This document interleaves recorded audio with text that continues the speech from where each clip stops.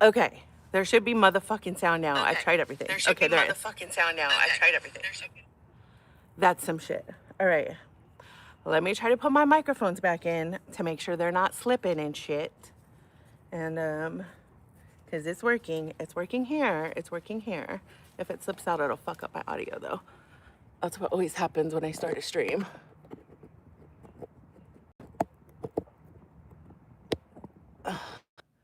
Okay. It says it's picking me up. What do you guys say?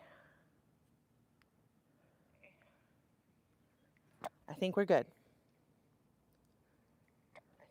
All right, we are. Motherfuckers. Okay. Welcome.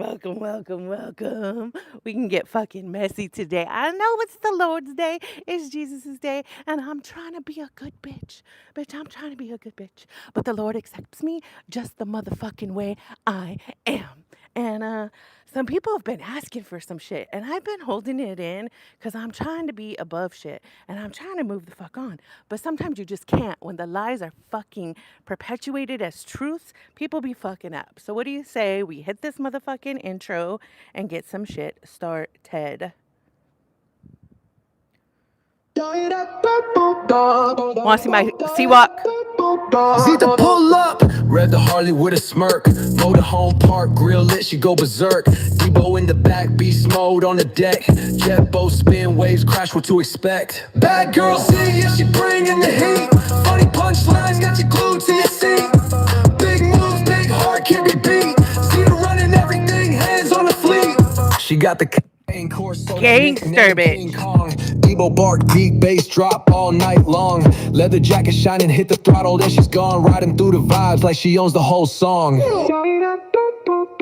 Bad girl see, yeah, she bringing the heat. Funny punchlines, got you glued to your seat. Big moves, big heart, can't be beat. See her running everything, hands on the fleet. Motorhome life, she a rolling sensation. Rest stop queen, every town's admiration. No filter needed, truth cuts like machetes. Zita full of takes, so sharp. Call it petty confetti, bitch. Bad girl Z, yeah, she bringing the heat. Funny punchlines, got you glued to your seat. Big moves, big heart, can't be beat. See her running everything, hands on the fleet.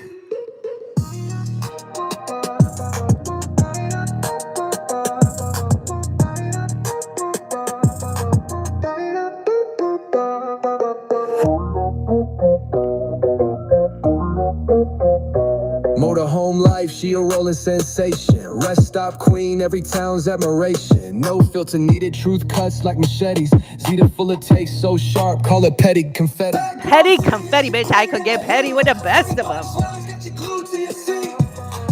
That's about to be on display. Can't even wait.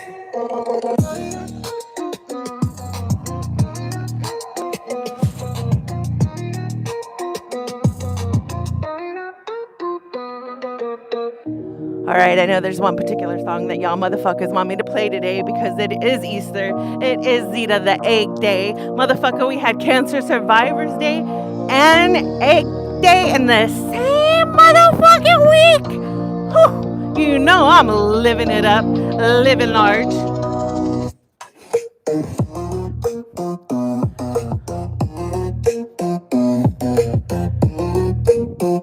Okay, we're gonna move this shit along. Here's a hint to the other bitch. Y'all might know, I may or may not have started a video spilling all this hot tea. Here comes the song. The bitch was warned. Here it comes. I don't think y'all are ready for it.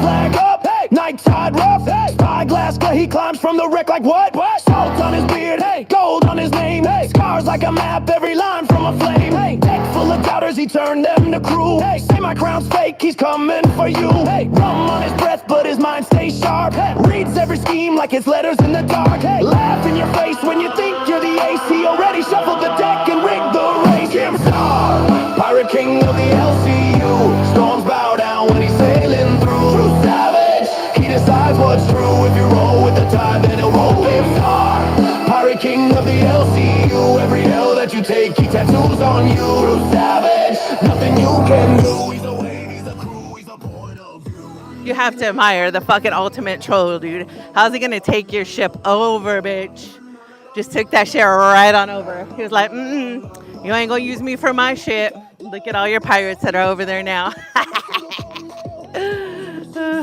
I love it because I had no motherfucking audience to lose, and I did everything to not gain an audience because I'm not like that. I'm not a fucking clout chaser, and I don't use people for shit.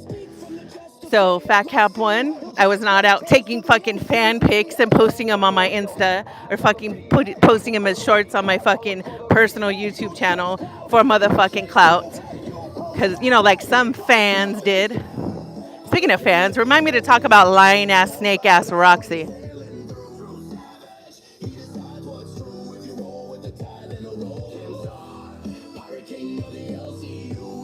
She's insignificant, so I forget about her often, but she did fucking tell a lot of lies about me. We should get that shit straight.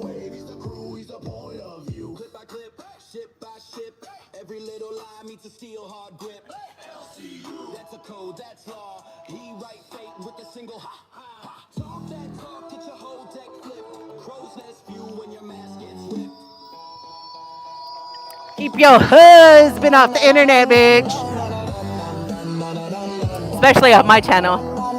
Because people are ready to flip it. You're about to get clocked, bitch.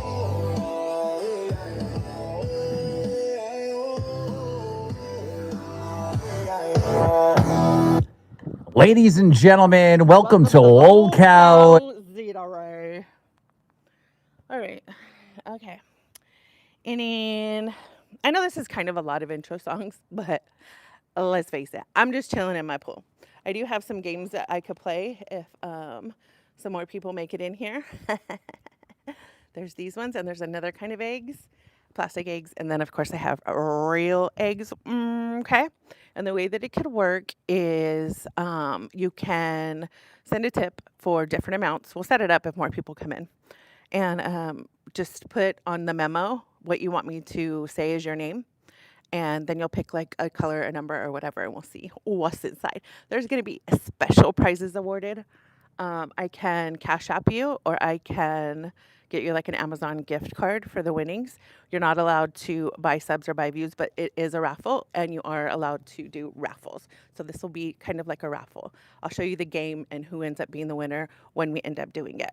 So that's that. Let me go back here and find another.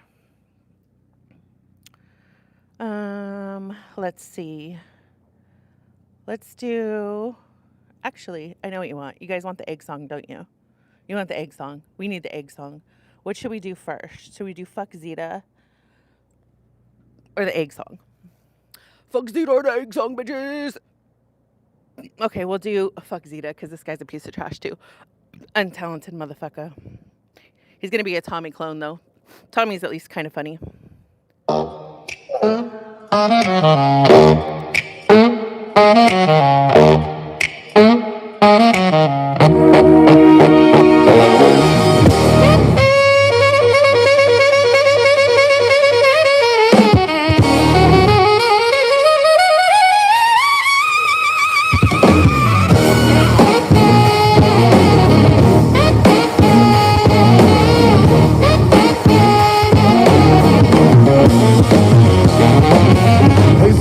You're built like a freezer, can't breathe when you walk, yeah, we call that a wheezer. Only time you're hot is when you got a fucking fever. Glammy is a better live streamer.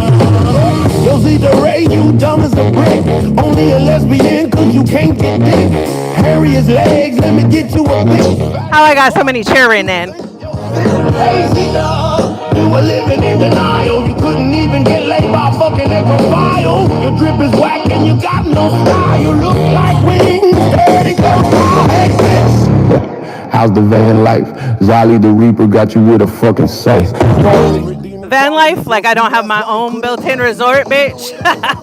My house has a foundation. He just mad. You wake up in a puddle of drool. Well, it's probably the same anytime you see food. You're an ugly ass woman. Maybe you should try being a dude. I've never seen somebody so desperate. Guess that's what happens when you can't get bread. When you spread it, always bragging, but you ain't got shit. Can't even cook before you quit. Say you swallow hate, then turn around, spit. You're built like a big ass shit.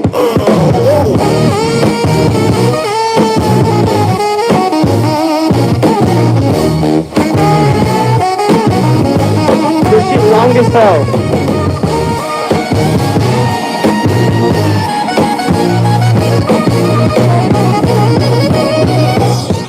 I leave this in here because I like breadstick. That you the only one calling yourself funny. Why you always brag about how you got a lot of money? A bear wouldn't fuck you if you were covered in honey. Get dysphoria when you see a Playboy bunny. You think you got in your little bikini? Bend over, bitch, I think I saw a weenie.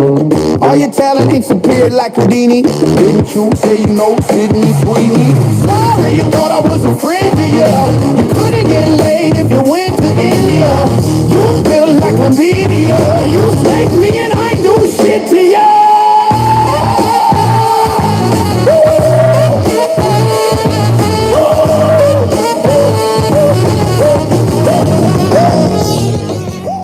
Kill a whale and your feet on seals. Can you tell me how you can feel? Have you smelled your breath? Ew, that shit kills. You're more offensive than an oil spill. Go to the dentist every 6 months. I don't play. Keeping my teeth. Cancer kills.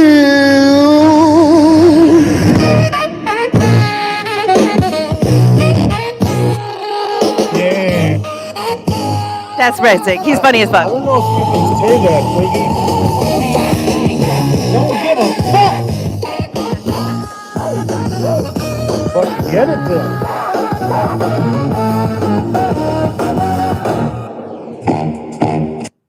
Ladies and gentlemen, that was Fuck Zita. Just so y'all know, that's what the name of the song is. I keep it in there for a while. The ironic thing about that is that lyrics in that say, I snaked him. Bitch, where? Oh, where, bitch? Where did I snake you? By giving you rides? By not taking your money? I never said that I should have taken your money. I made a motherfucking cocksucking joke. But y'all can't take those jokes coming from a fat-ass, woody-ass white girl. Well, I'm part Mexican. You can call me. I say I'm colored when it works in my advantage, bitch. Okay. Oh, you guys haven't heard this. This shit's funny. It's from Fat Camp Point. It's just a small little bite. Zita Ray's squirting. Scott, save your computer. Zita Ray squirting. Scott, save your computer. That shit was funny as a fuck. Okay, we'll do another one for old time's sake. Old time's sake, I mean, because this is another person that I straight up murdered on the internet. And what's crazy is the way I murdered him in Minecraft on the internet is by saying the same shit that Keem later came in and said. Motherfucker was drunk, passing out on stream, and I was trying to make that shit rise to the top. Your girl brought, what was the name of that show? Rain, from number 17 to number 10. And then I was moved onto test that was like number 25 because it was a dead ass channel. And that ended up going to, where was it before I left? And, the sandwich getter was moved down there. I want to say it was 9. Yeah, it was either 9 or 8. I have the screenshots. I'm not sure, but that's what the fuck it was. Okay, let's listen to this one for my other murder victim. In Minecraft. Oh shit, let's do it again. His drink, then my pussy stank, then my pussy stank. Look out, he pull up, they eyes half closed, still lit. Phone on red, but he still that pig. Where's you going? Talking like a shake. It's some kid's son. Fuck, shut my nightmare, gang. We running back with. Hit that no same sense, same bed, same sheets. Same thoughts in his head. He gag one time, but he still go deep. Cause he hate how it tastes, but he love how she freak. Then my pussy stank. Then my pussy stank. He's getting withdrawals, fiending for his drink. Then my pussy stank. Then my pussy stank. There's a crow fucking with Debo right now. He's trying to get it. If it happens again, I'll show y'all. Did it close that? It fucking did. This is the one thing that sucks about fucking using my iPad out here when it gets wet. It reads shit as water. Phone on red, but he still that pig. Where's you going? Talking like a kid, but he shake. It's some kid slime. Fuck, shut my nightmare, Who man. we running back with? Hit that floor, same sense, same bed, same sheets. Same thoughts in his head. He gagged one time, but he still go deep. Cause he hate how it tastes, but he love how she freak. Then my pussy stank. Then my pussy stank. He's getting withdrawals, fiending for his drink. His vagina was the fucking biggest for all the shit he fucking talked, dude. Fucking glass house.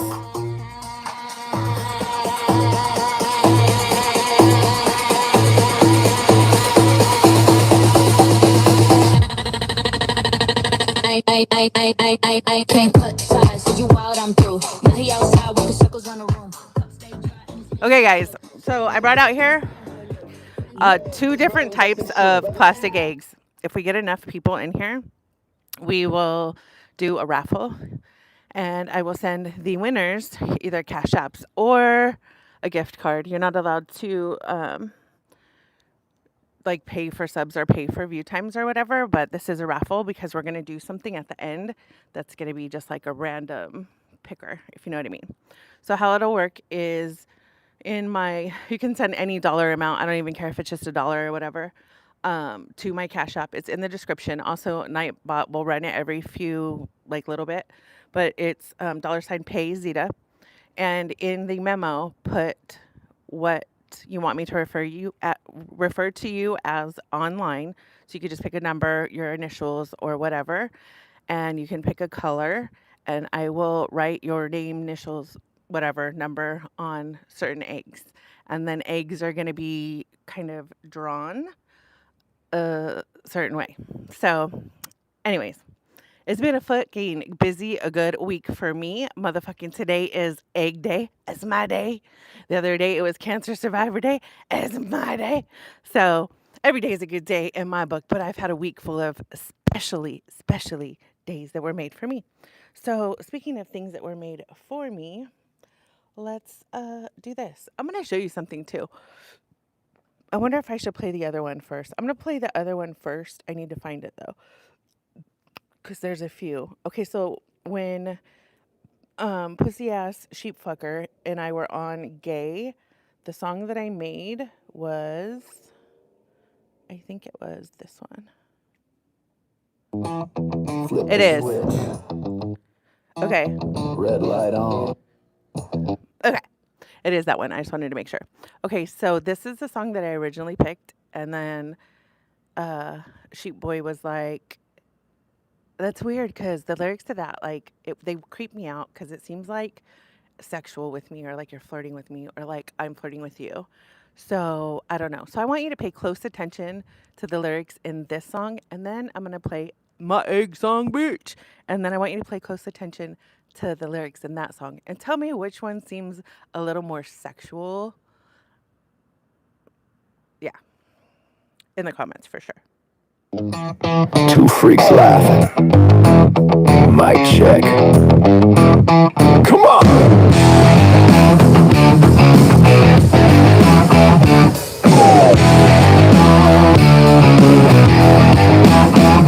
Nightmare twitching in his seat, tapping fingers, grinding teeth. Eyes locked on that on-air sign. He wants a drag, she wants his mind. Zita spinning all the dirt, messy stories, twisted words. Egg-shaped queen in a swivel throne, poking at every exposed nerve.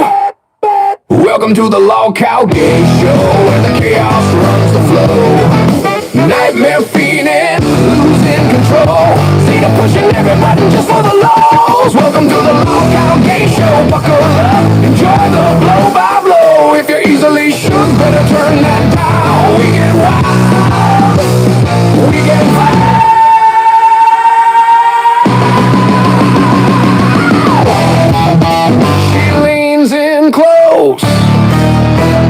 a name. Kitchen confessions. Bedroom game says, remember that cook you hate? Oh yeah. Guess who slid back to my place? He grips the desk, jawline tight, nervous laughter, eyes too bright, craving smoke and a little peace. She just laughs and turns up the heat. Welcome to the Log Cow Gay Show, where the chaos runs the flow. Nightmare fiending, losing control. See, I'm pushing every button just for the laws. Welcome to the Log Cow Gay Show. Buckle up, enjoy the blow by blow. If you're easily shook, better turn that dial. We get wild, we get vile, we get vile. Static in his veins, her words pour like flame. He's cracking up on cue, she's twisting every screw. Welcome to the Low Cow Gay Show. Welcome to the Low Cow Gay Show.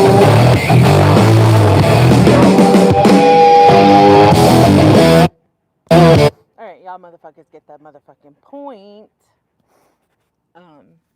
So there's one part in there where it says like I lean in and something is like implied about my bedroom game. My bedroom game is how I took that, not fucking towards him.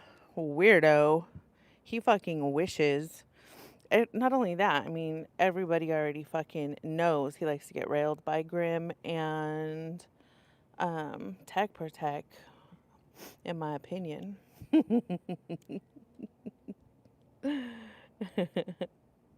know what I'm saying?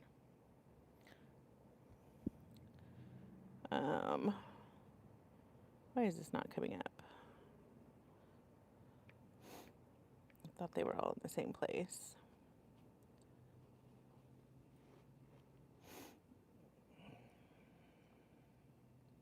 All right, here y'all go.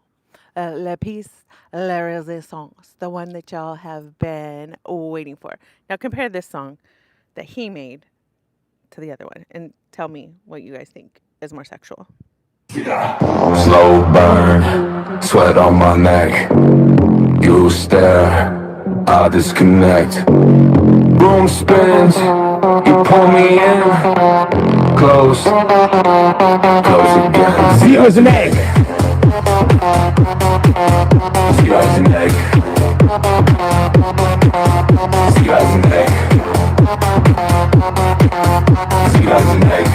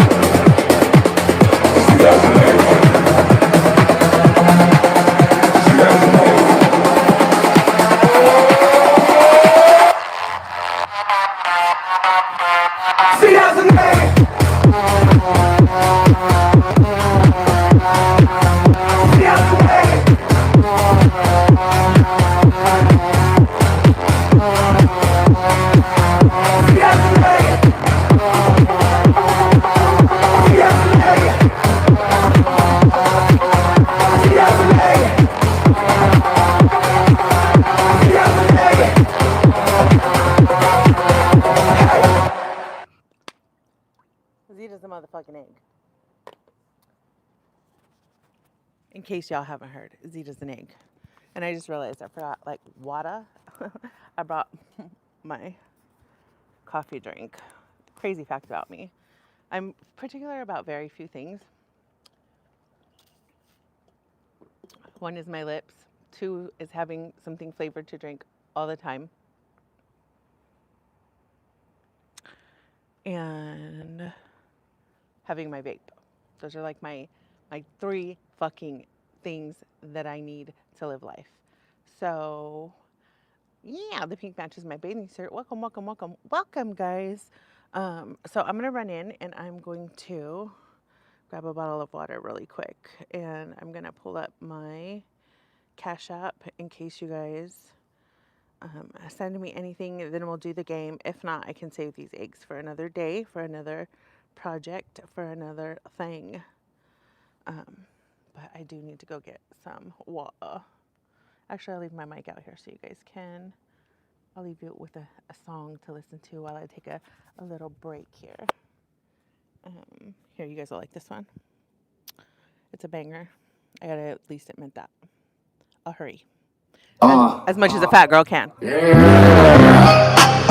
Young Twigger, young Twigger, young Twigger. I like fucking dudes, bouncing on the laps, don't even need a fab. Yeah, bounce up and down and make it clap. Yo, it's young Twigger, finger on the trigger. It's okay, small, but better if it's bigger. Got my boy blessed stick, we out here sucking dick.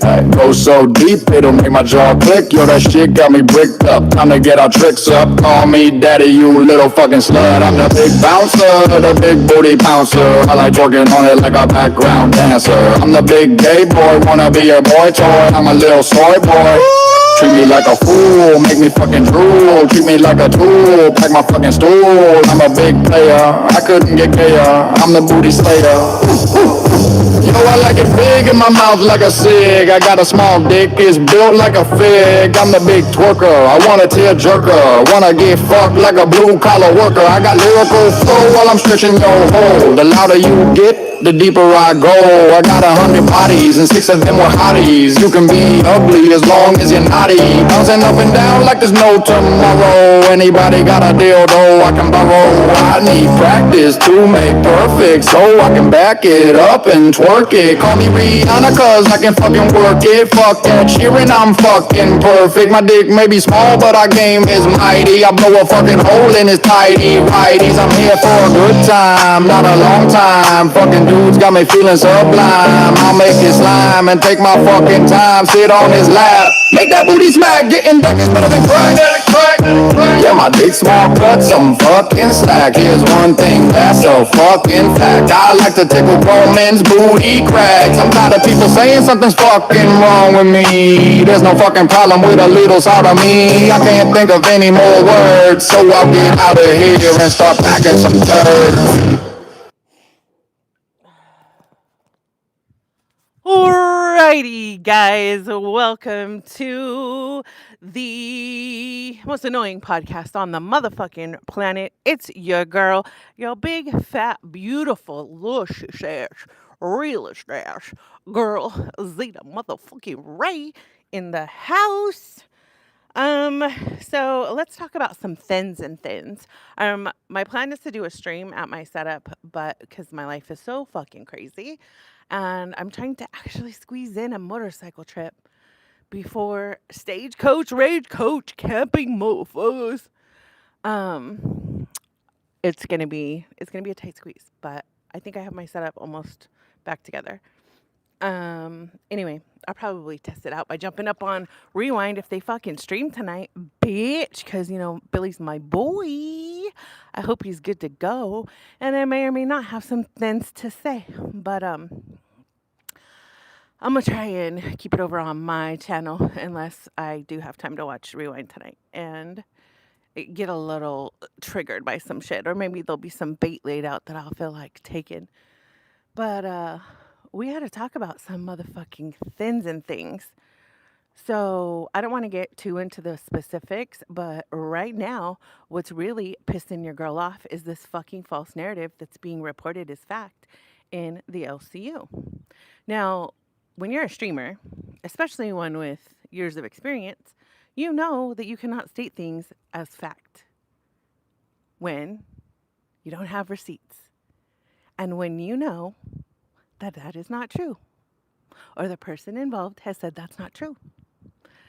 So people have been fucking up, and I've just been staying the fuck quiet because I don't give a fuck, really. But it's getting to the point where that shit needs to stop, because the top 2 things that you can do to damage a YouTube creator, yes, I'm a fucking micro creator, but this person fucking isn't, is to, 1, discredit them, kind of make them out to be a liar who spreads false information, Or 2, accuse them of doxing, which is illegal. Okay, do we know what doxing is? Doxing is releasing somebody's private information, their demographics, or something that can specifically point them out to a time and place of their real life. Releasing that to the public with the intentions of harassment or instilling fear. Right? Right. So basically, what you're doing is you're accusing me of committing a crime, for 1. And for 2, it's not true. So what is that? It's defamation, it's slander. Who cares? You know, those freaking lawsuits are hard to win. We all know that, right? And I'm not a litigious person, so I don't like fucking lawsuits because they take up money, they take up time, and they cause stress, right? But, and let's kind of face it, whoever has the most money usually wins in those kind of situations. Or who has access to the most money wins, because you just really got to cover up, your lawyer fees and all that shit. But so not only am I not doing anything about it, the only hard part of winning those lawsuits is proving that there was a loss. Proving that, say, you didn't get a job, or 2 or 3 or 5 or 6 or 7, or proving that your annual income took a ding, or, that's really it. It's a pretty cut and dry case. Even in Girl World, there was a lawsuit that involved some loser named Huzzy who barely had a following, who barely made any money, and he still ended up winning that lawsuit. That shit's crazy. But now that there's case law on that shit, and I've seen fucking that shit happen, I was like, wow, shock and awe when that happened. So anyway, that shit needs to stop right now. And I'm like, when this whole thing happened between me and the person in question, I never made a video about it because the one video that I did make in response to a music video, I made a music video as well. It pulled me out of the algorithm. If you go back in the history of my channel, I used to get like 1.5K. I think my highest video is like 50K views, but when I responded to a music video, it took me out of the algorithm, and ever since then, I've never pulled numbers like that before. So, because that wasn't my content, I'm not a reaction channel. I'm not part of Girl World. Like, people have accused me of soft doxing this person, which a soft dox is something that isn't really specific, but is kind of vague and specific, and I never did that. The only thing that I ever did with this person was used the information that that person published on their public YouTube channel. And by using the freaking power of deduction, I was able to make some fucking statements and watch for his fucking reaction. And people, so anyways, so I didn't soft dox anyone at all, point blank, period. Yeah. So I said I Googled somebody's name, which I did, looking for a Twitch channel. And it was because there was a clip that I was looking for that had been dirty deleted off of YouTube. But that's it. And when that person puts, it's already a public figure, right? And they'd put their first and last name as not only on their channel, but as a title of a video on their channel talking about their TV time that they'd had in the past. So anyways, and then I've been accused of relaying that information to people in Girl World. Who exactly the fuck do you think I'm going to relay that to? I'm not a Girl World creator. I don't have Girl World connections. The ops for that person tried to hit me up in my inbox, which I have freaking receipts for, trying to get the information from me, trying to butter me up, trying to think that, oh, if I give this fat girl a little love and attention, she'll freaking feed me info. And I told them to get fucked because I don't fucking like that shit. So yes, this person was later on contacted IRL after they were a horror cow and they did illegal things and put illegal things on their channel. And I'm not talking about public records, motherfucker. I'm talking about the sexual assault of a 4-year-old child that was put on the internet illegally by horror cows. And if you want to know how it made its way into Girl World, it came in through a horror cow named Negs, aka Negative Nation. It passed on to OWL, which stands for oil. Was it Oil Wife Life? Some shit like that. And then the people that it affected fucking started filing lawsuits and getting motherfuckers hit with misdemeanors. So the people that were directly involved, that were the parents of that child, reached out to that person's daddy wife, who is the breadwinner. And the only reason I say that is the breadwinner is because usually when you take your dick out, if you're the breadwinner, your other half, man, woman, husband, wife, is gonna motherfucking listen and disappear from the motherfucking internet. And guess what that person did? They dirty deleted almost 20 years of content and then pretended that shit never happened and stayed off the internet for fucking months. Months and months and months and months. And of course, when I was in the LCU, they followed me over there. I didn't follow them over there, even though they like to claim the opposite. But I do have screenshots of our dates that we joined Discord, and I joined way before. And I was accused of using people for clout, which is funny and ironic because in the end, that person ended up dressing up as me on numerous occasions to take up all my clout and all the freaking fandom that I had built over there. So most of my Z-tards are fucking dead and gone because I don't stay active in that in the VCs, because I've never wanted to like make emotional connections with people in there and then get kicked out of the VC because I'm my own bitch. I'm going to make my own decisions. I'm going to play the game by my own rules. So anyway, yeah, that never happened. If you guys would like to see, there's very few people that even know that that happened, but the people that did see that matchup really, really wanted a round two, like, and really wanted us to do a podcast together,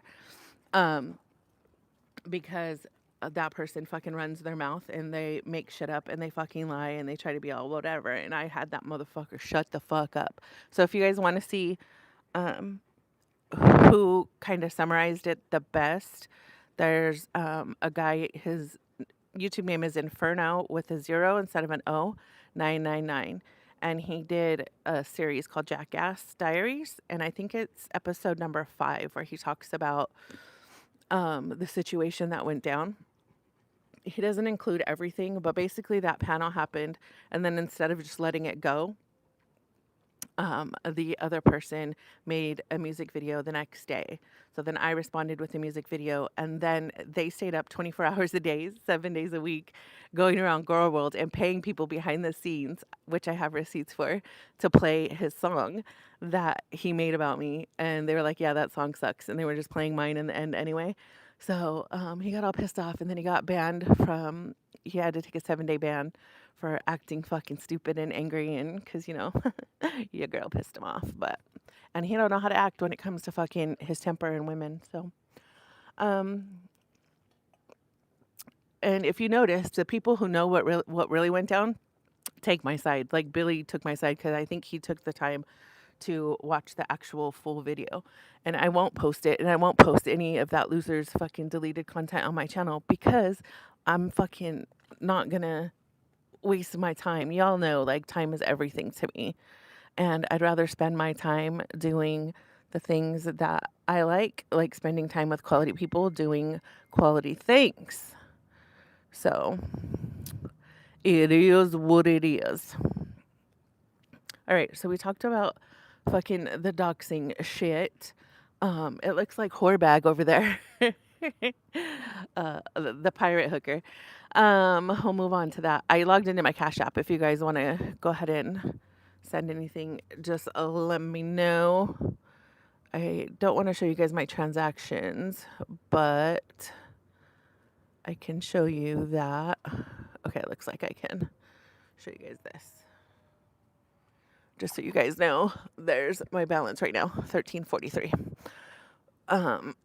So if there's anything added on there, I will show y'all. That's my beginning balance. But like I said, we could do that shit another day. The pirate hooker. You know what? Let me move to the jacuzzi before we get into the pirate hooker stuff. I wonder if I should plug my vacuum back in. I'm pretty sure I'll be out here tomorrow.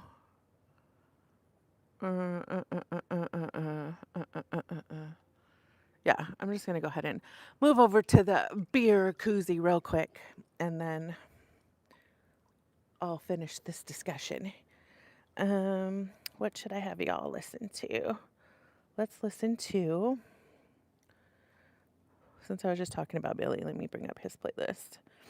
I'm pretty sure I have it on here.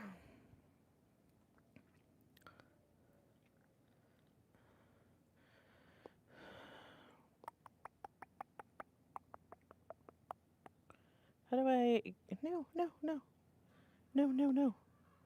Okay, go away. Go away. I don't want that open. It's so funny how I fight with shit all the time. Oh my God, I'm the worst. Do you guys ever, maybe it's just me, it's probably just me. When I get into a hurry, like when I'm fucking running late for a stream or whatever, I always fucking drop everything or like run into things and hurt myself. That's why I always try to be early for everything, because I'm a fucking klutz. Let's listen to any requests from Billy the Fridge that y'all want.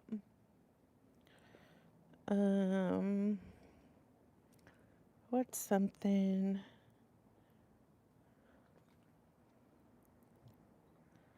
Let's listen to, this is kind of a newer one that's funny.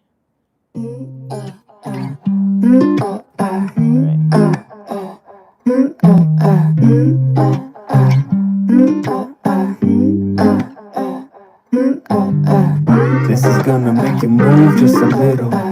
It's that hot, hot groove that'll get you. Snap, crackle, pop, pop on the griddle.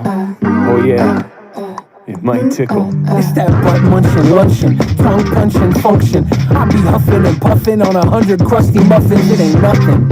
A little something with that sauce. So what jelly never smell me? Tell me who's the boss? I cross on those buns like a little fruit. No man in a boat, give me a tug and a little toot. He has a little cute and a whole lot of nasty. Voice getting raspy, there's candy in the ass cheek. Call me Caesar, the way I toss a salad, then stab it from the back. Goddamn, I'm such a savage. I am not your average ass-eating bandit, planning on a clenched cuisine. Better bring a napkin. I am in the habit of munching on a crack slit, tongue punch your bum with my rimming magic, licking it fanatic. Barely hair by your pipe and open till I'm choking down this dairy. It's ass season in here. Gotta be a fan when you're chasing the rail. I don't gotta frown cause I'm going down there. Whatever it's up, you know I don't care. I'ma eat your ass up. Season in here. Gotta be a fan when you're chasing the rail. I don't gotta frown cause I'm going down there. Whatever it's up, you know I don't care. I'ma eat your ass up. My booty with a cutie. Eat the booty. Tell these Rudy poo snooty fools, save it for Judge Judy.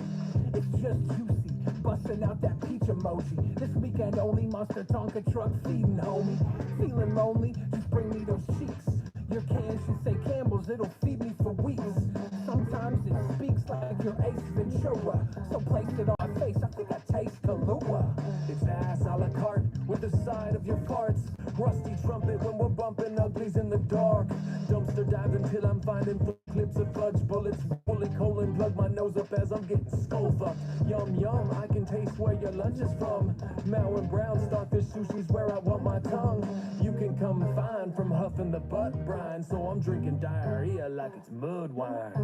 It's sassy season in here. Gotta be a fan when you're chasing the rail. I don't gotta frown cause I'm going down there. Whatever it's up, you know I don't care. I'ma eat your ass up. Season in here. Gotta be a fan when you're chasing the rail. I don't gotta frown cause I'm going down there. Whatever it's up, you know I don't care. I'ma eat your ass up.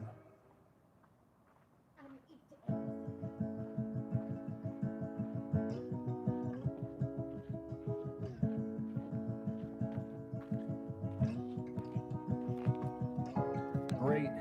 Here comes that coworker you hate. It's getting late. And they're always coming around talking about, why don't you join us at the happy hour? Oh, fuck no. Another invite to something I won't like. I act like I'm so psyched in the back of my own mind. I'm like, damn, psycho, you know they don't like you. You're a pro at acting like you might go, then don't show. That night would move so slow. You're tight with your new dough. They're gonna try to split the bill. It's silly how that goes. And really, I'm past all those nights that make the morning a hassle. Wake up to losing your lunch in the bathroom. Assholes who small talk, politics and sports teams. Smoke a bit, then try to get deep about your dreams. It's boring. Just like long lines of big crowds of music that's too loud and pooping when you're out of your house and they're out of TP with PP all over the damn seat. I'm over these damn things and dancing. I'm not into dancing. It might be romantic, but I'm a single man who can't keep a damn beat. I don't wanna go. I would rather stay here. I don't got a thing to say now, and I hate faking it. I don't wanna be there. I don't wanna see them. I don't wanna pretend. In my head I'm leaving. You know what? Fuck it. I said no.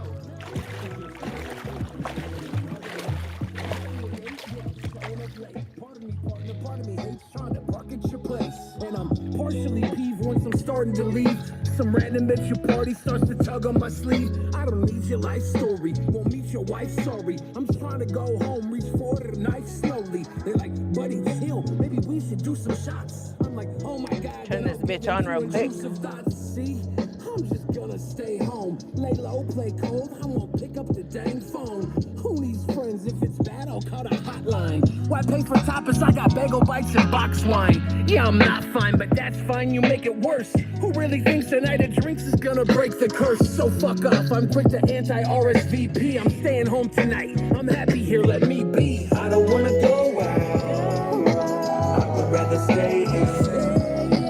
I don't got a thing to say now, and I hate faking it. I don't wanna be there. I don't wanna see them. I don't wanna pretend. In my head I'm leaving. You know what? Fuck it. I said no. Y'all can just roll. I'm not gonna go. I'm not going, not going. At least not now. I'm not going, not going. Count me out. I'm not going, not going. Leave my couch. All right, I gotta put some of this water out so I can put you guys over here.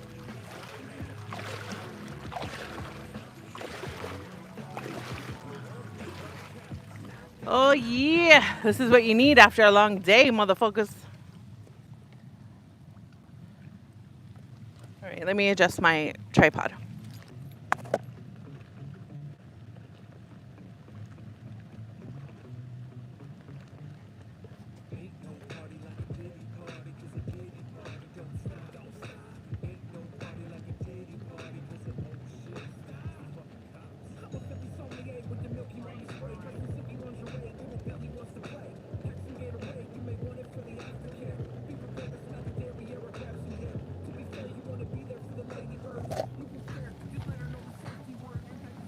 Where do I want to be? Like right here. Yeah.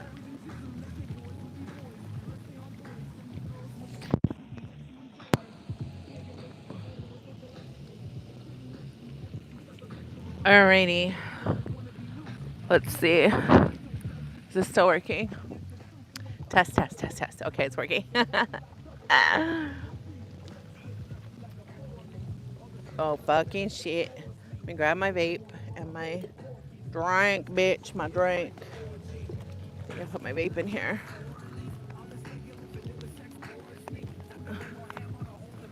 Uh-oh. Ladies and gentlemen, we may have a motherfucking problem. All right, let me see if I put it in my regular bag.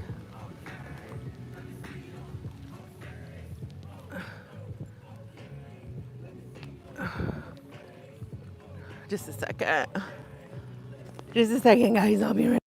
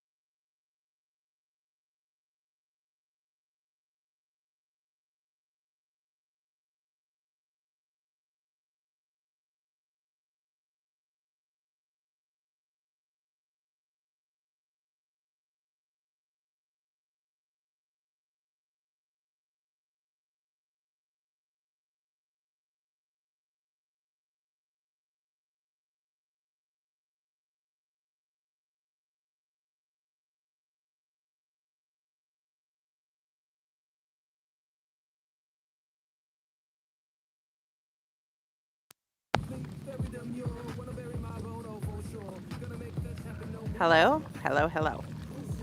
Might have to change mics. Hello? Oh, there we go. All right. Sorry, guys. During all the melee, this mic went off.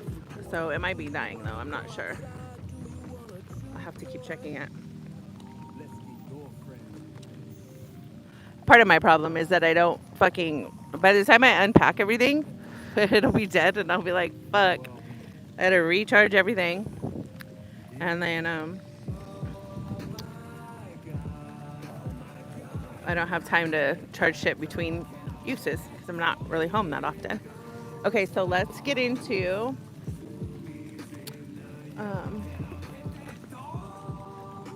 what was I about to talk about? Was it the pirate hooker?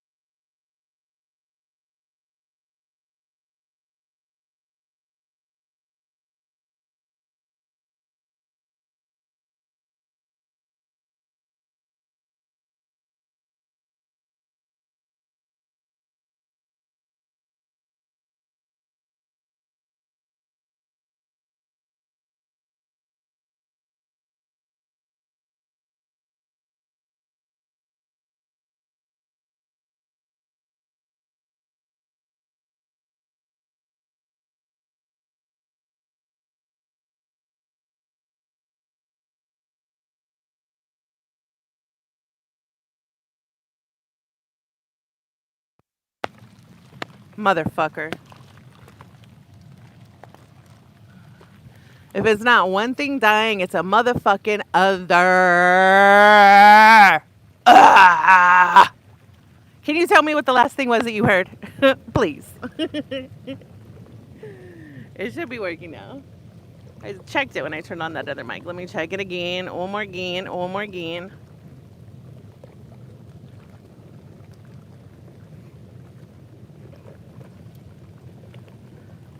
Hello. Hello. Why is this not working? The light is on. Hello. Okay, there we go. There's just a lag. Why is this not working? Okay, this one says it has full battery. Why is this not working? Okay, this one says All right. Are you joking? Maybe people left because that one mic was working okay, but let me turn this one off so it'll charge faster.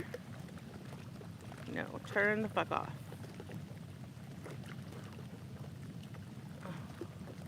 All right, I don't fucking know.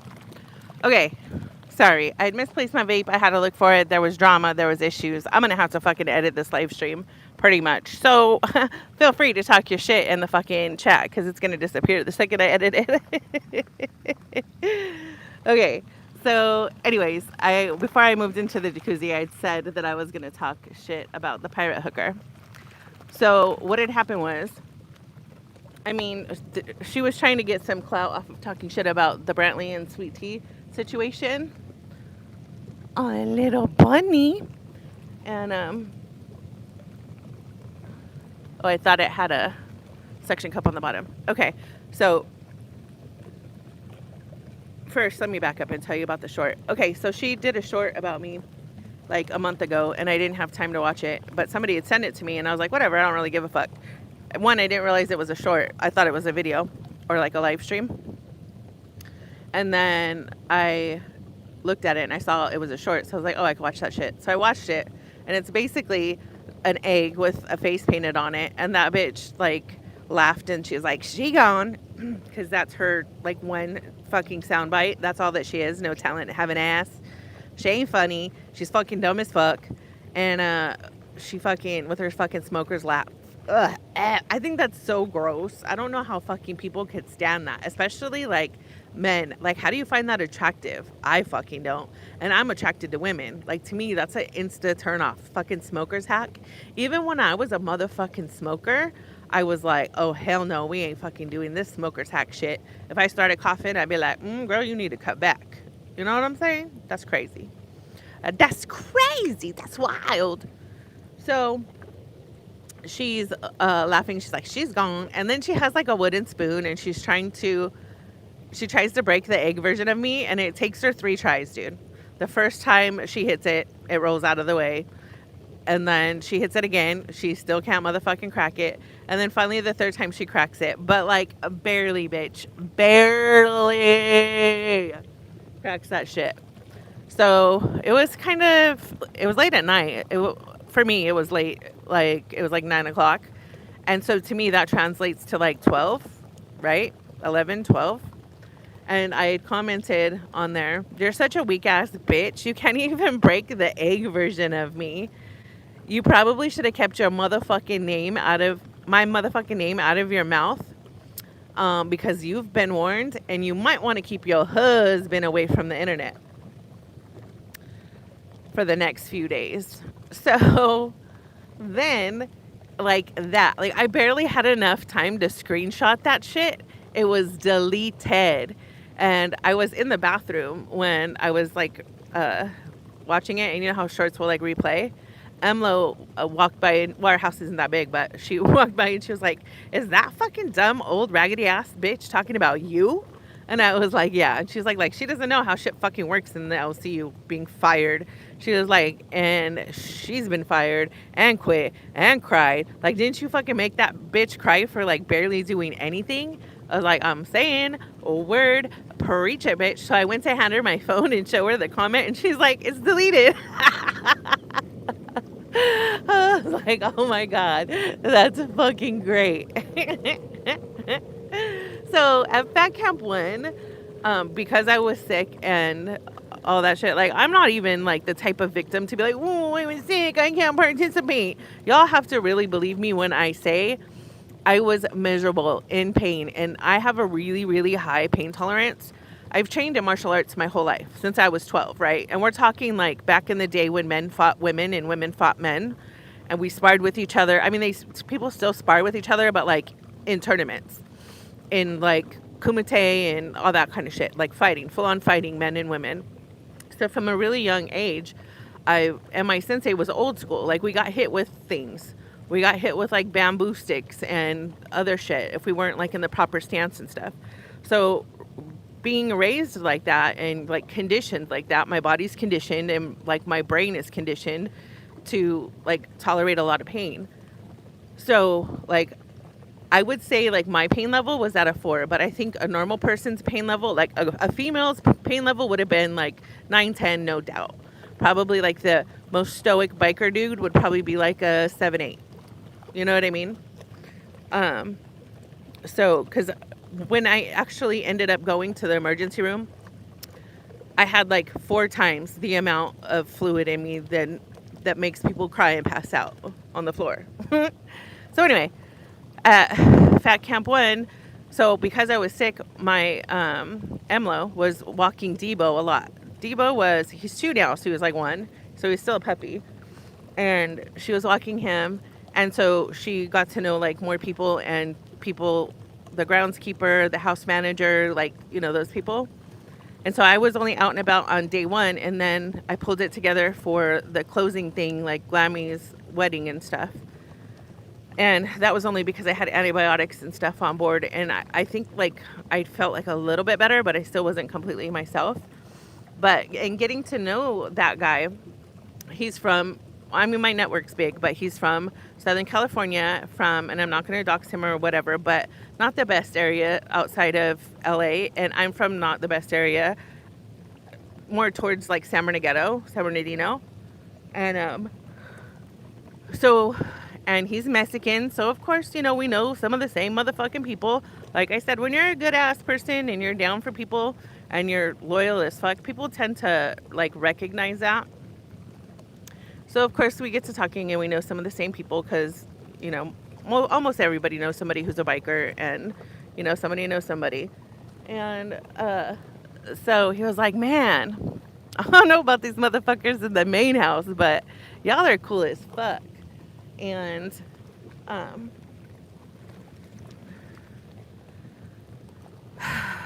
so he was like, if y'all need anything, like, reach out. Here's my contact info, blah, blah, blah, blah, blah. And I was like, yeah, hit me up if you come to Cali again, da-da-da-da-da, blase, blase. So short story long, I may or may not have gotten some things from him. And also I do have things from Mike, but that Mike did give me permission to share because, you know, people be thinking I drop fucking DMs, but usually it's only if I was given permission. I try to ask for permission first, and then if I don't get permission, then I kind of do like ooh, is anything good gonna come out of this? Like, yeah, fucking whatever. But if you fucked me over, or if you've lied about me, or if you've leaked my DMs, hell yeah, I'm gonna fucking bring out the receipts just like any other bitch would, right? Like, you have to prove that someone's talking shit some way. So there is video out there of what the fuck happened, and I do have fucking point proof positive in fucking black and white on motherfucking video. Zita is the only thing that saved that marriage that night. Basically, the basics are, that's not verbatim, that's not exactly what is in there, but that's what is in there. And so you can't look at it like, oh, I'm ruining your marriage, bitch. Like, your actions from that night during that trip fucking will ruin your fucking marriage. So you probably should have fucking thought about that before, 1, you involved me in a motherfucking lie, and 2, you can't keep my motherfucking name out your mouth, right? So if you wouldn't have brought your fucking pussy out, we wouldn't have shit to fucking talk about, right? And then you fucking went around your mouth. There's certain bitches that don't give a fuck. I fucking live ready. I stay ready. And I know that you're known for going IRL. I don't give a fuck. If I don't give a fuck in real life, and I'll talk shit to people's faces, and I would say it to your face and everybody's fucking face, what makes you think that I'm going to be any different on the motherfucking internet? And just like, see, like, I'm a nobody, but I know that you have history before Girl World became fucking Girl World. I'm not dumb. I'm going to reach out to people before I go to Fat Camp and be like, hey, do you know this person? What are they about? And yeah, I meet people and I make my own judgments and my own opinions from our time together. But I always keep in the back of my head, like, I was warned about this, this, and this with that person, because I'd be dumb fucking not to, right? So I fucking know your whole story. I don't give a fuck. You want to send a pyro to my house to burn it down? Burn it down, bitch. Burn it down. I fucking dare you. I dare you. We could play. We could fight fire with fire. We could literally fight fire with fire, bitch. But usually people who talk shit don't do shit, and that's why I don't make threats, and I don't make promises, and I don't fucking give warnings, because just know when I say that I'm that bitch, I'm that bitch. I'm not scared. If there's people who just don't have a fear, like I'm that bitch that will take on 6 dudes, because I've fought 3 dudes before at once, but usually my thought on it is this: by the time I eat the first person's face off, the rest fucking don't want none of it. Don't want none of it. They don't. And the 3 guy thing was fucking stupid, and it was bullshit. I don't like fighting, because you might win the fight, but it starts a war, and the wars end up fucking being long and drawn out, and who really wins, right? But the 3 guy thing was actually kind of funny when it was all done and over with. Like, we were in the hood, and this is back like when that's where I lived, and 3 guys tried to fucking disrespect my ass over a parking spot during Christmas time. And I got out the car and I fucking jumped over the hood. And yeah, I was a little bit chubby. I wasn't fat like I am now. But by the time I whipped the first guy's ass, the other 2 got back in the car and picked their homie up and fucking left. So, believe it or don't, bitch. He did ask for it. He did motherfucking ask for it. Like, crazy. Don't fucking chest bump me, bitch. They were gangsters too. My BFF at the time was like in shock and awe. She's like, damn, bitch. I was like, well, told you. So, anyway, after that, then fucking the pirate hooker was going to use the whole Brantley and Sweet Tea information to get views and all this. And it's like, bitch, you've already been warned. Don't talk shit about fucking Brantley. Like, whether Brantley's my friend or not is irrelevant. I'm still a fucking friend of Brantley. We fucking hung out together. I know who she is. I know what she's about. And I know that she can't fucking do a lot of things, because she is Keem's fiance and she's going to be Keem's fucking wife. So it is what it is. She don't win either way. You know what I'm saying? She don't. Even though Brantley could fucking drag the fuck out of some motherfuckers.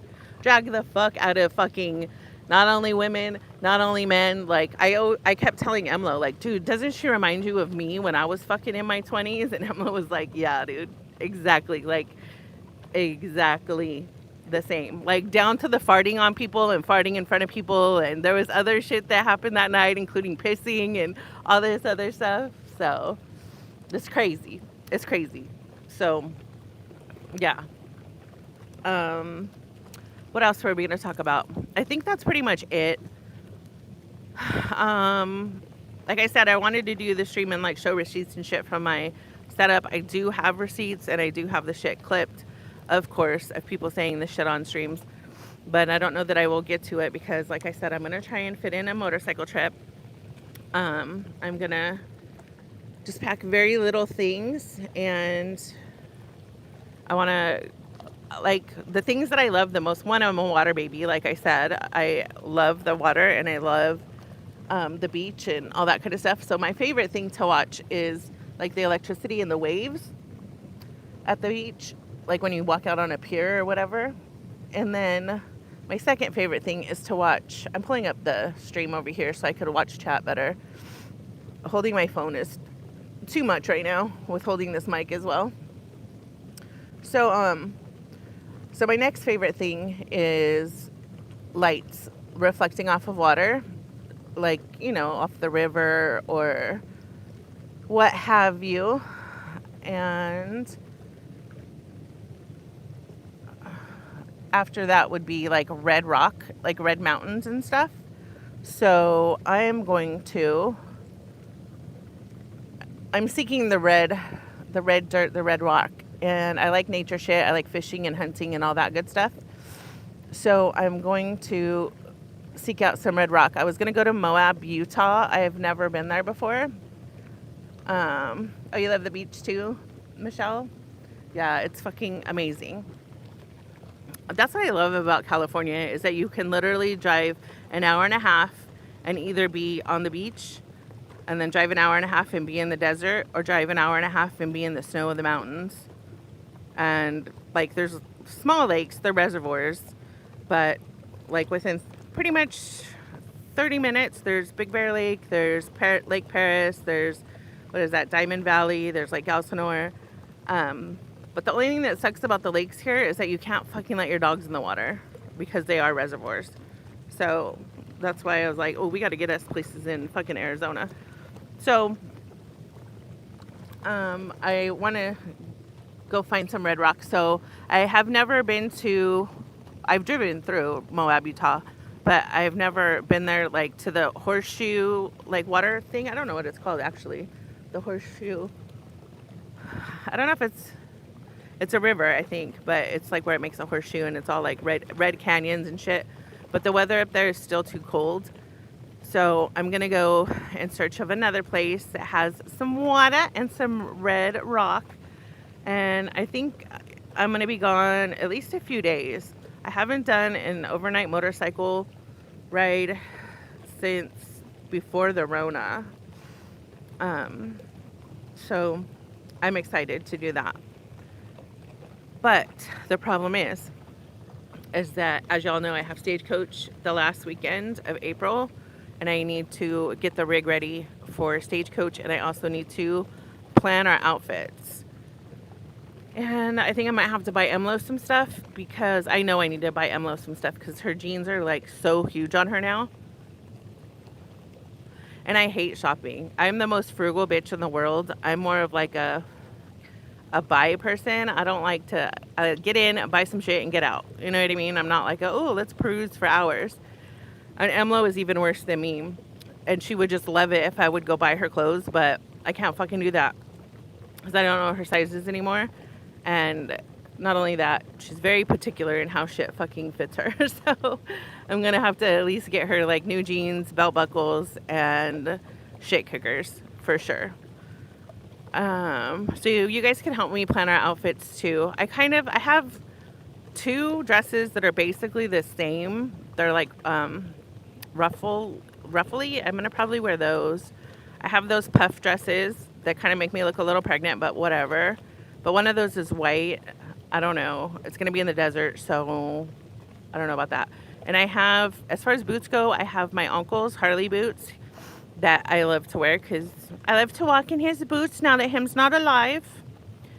And at least I got his boots.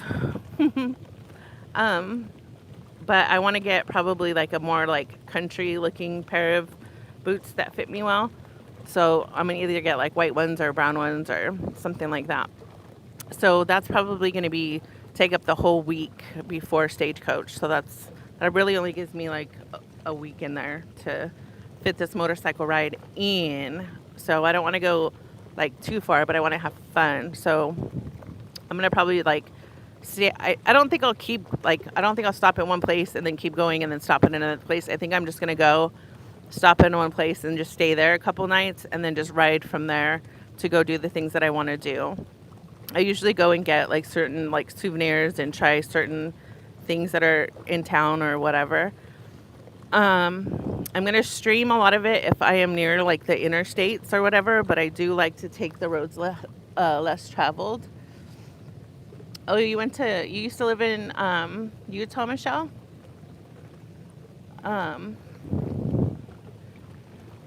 So I know for sure one of the desert roads does not have service, and I'm not going to take my Starlink because, one, I don't know how to.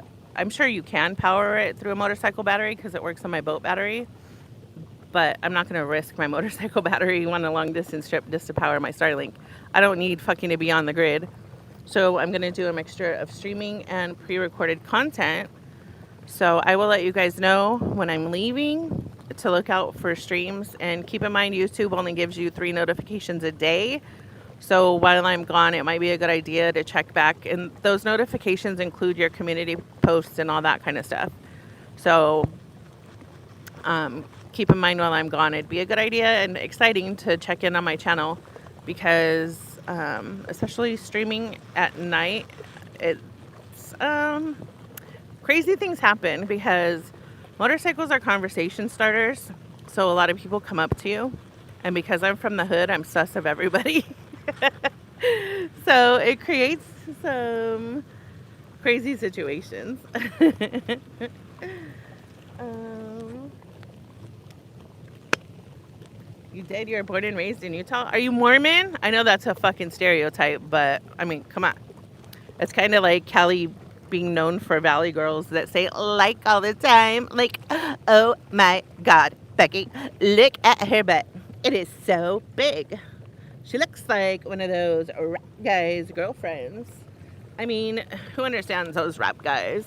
I mean, her butt, it's just so big and it's just like round. It's like out there. I like big butts and I cannot lie. You other brothers can't deny. When a girl walks in with a itty bitty bass and a round thing in your face, you get sprung.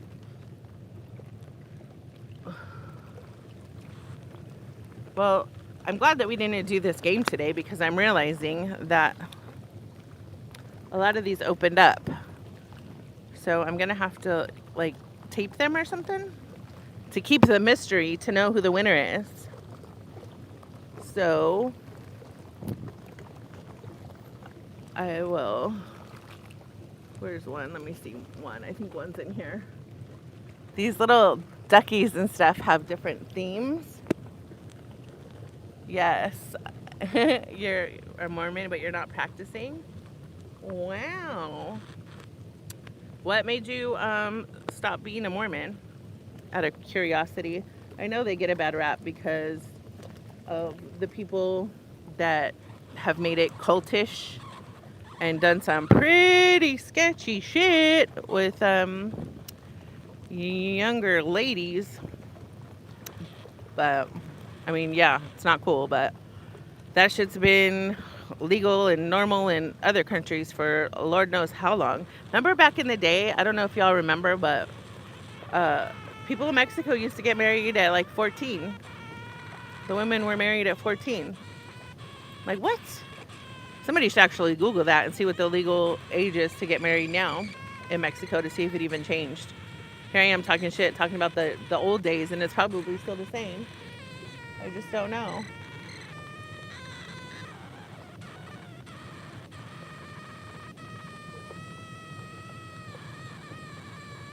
Jack Mormon. Michelle says, I'm not practicing. They called Jack Mormon. I never even seen any of that. I just don't go to church. Okay. Hi, Shauna. Welcome, welcome. Yeah. The way I feel about it is this. Like, I don't care. I don't judge people, like, for their beliefs or whatever. Like, I'm the most, like, chill person. I fucking appreciate the differences in fucking everybody. That's why I've never met a stranger, you know? And I think it's important to believe in a God, whatever God it is for you.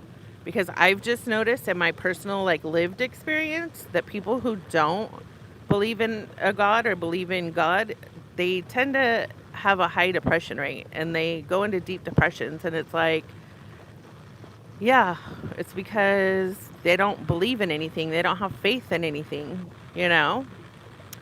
So, but that's the only opinion that I have. And it's not even really a strong one. That's just my personal experience. But, you know, I have plenty of people that I know that don't believe, and we get along just fine.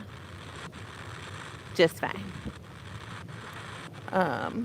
There was a time where, and you know, people become non-believers for like trauma and shit that they've gone through. Like, say they believe in God or whatever, and then they lose someone that they love, and they're like, oh my God, that was such a good person, and they were so young, and it's so tragic, and why did this happen? And then they get angry, which is a step of death.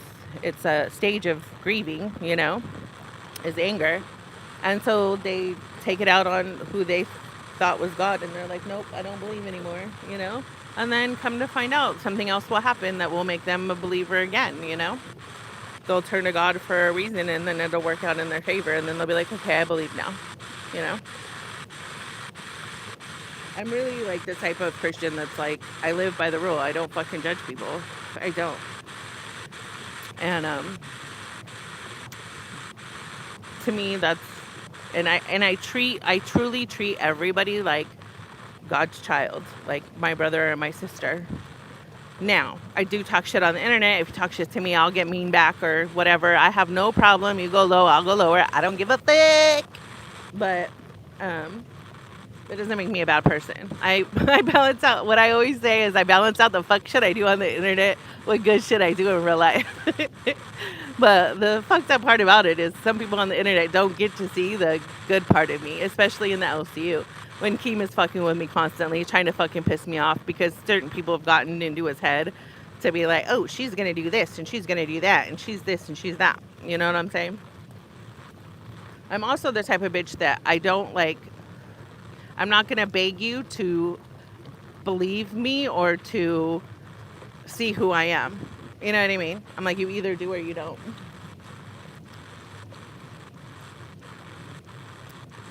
First thing people say to me is, I believe in multiple wives. Girl, I tell you what. If there was another girl that wanted to move in here and be the third wife, and she didn't need any, like, sexual favors, and she was like, I'll be your sister wife, and I'll cook and clean, and you and Amlo could share me. I mean, I don't mind having another domesticated wife. Do they make those? Fuck. I need one of those.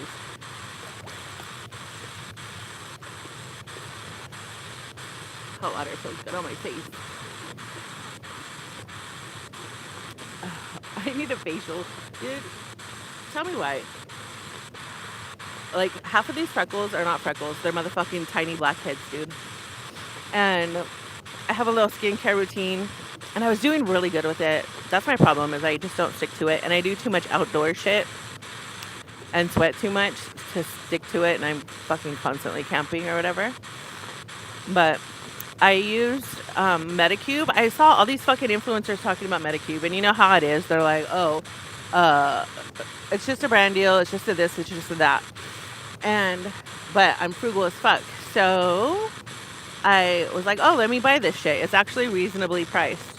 So I bought their cleanser, and I bought like two or three different types of masks. And that shit fucking works. Even like my oldest son, I gotta tell you, I gotta play a song too for him. That he put me on to yesterday. He was like, fuck, Mom, your skin looks really fucking good. Why are you looking so young? And I was like, oh shit. And then like other people were like, oh my God, your skin's looking really good. So I was like, oh, okay, this shit works. I need to send it to my cousin. She's talking about going and getting like cosmetic things done. Not like huge cosmetic things, but just like other stuff. And I really think this little routine that I had going on, she should try that shit before getting other stuff. But that's just my opinion. She's beautiful as she is.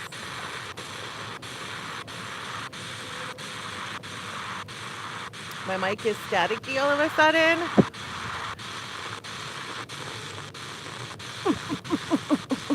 Did I get water in it? Hello. Is that better? Is it better? Is it better for the channel? I think I got water in it. There was a drop of water on it.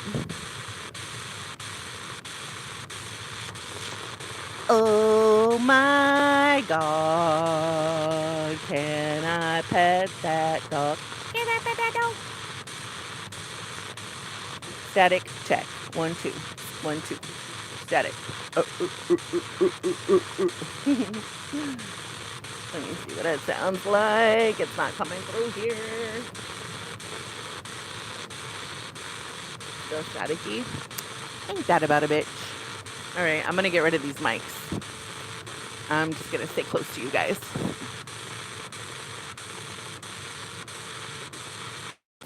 Alright. Can you hear me now? Can you motherfuckers hear me now? Look it. Okay, let me show you. This is what always fucking happens to me. So you put the shit in like your phone, your camera, or whatever when you're sliding it into the device. And then what happens is this part slides out the wrong way. And I just dropped that in my jacuzzi. This part slides out the wrong way. It has a little, what are those, like, contacts? I hope there's not a microchip in here, and I hope I didn't just fry it because it fell in my jacuzzi. This is exactly why I vlog, though, because your bitch is fucking clumsy as fuck. So when a bitch is eBaying for donations, electronics are expensive, bitch. I'm gonna just let that dry out before I put it on the charger.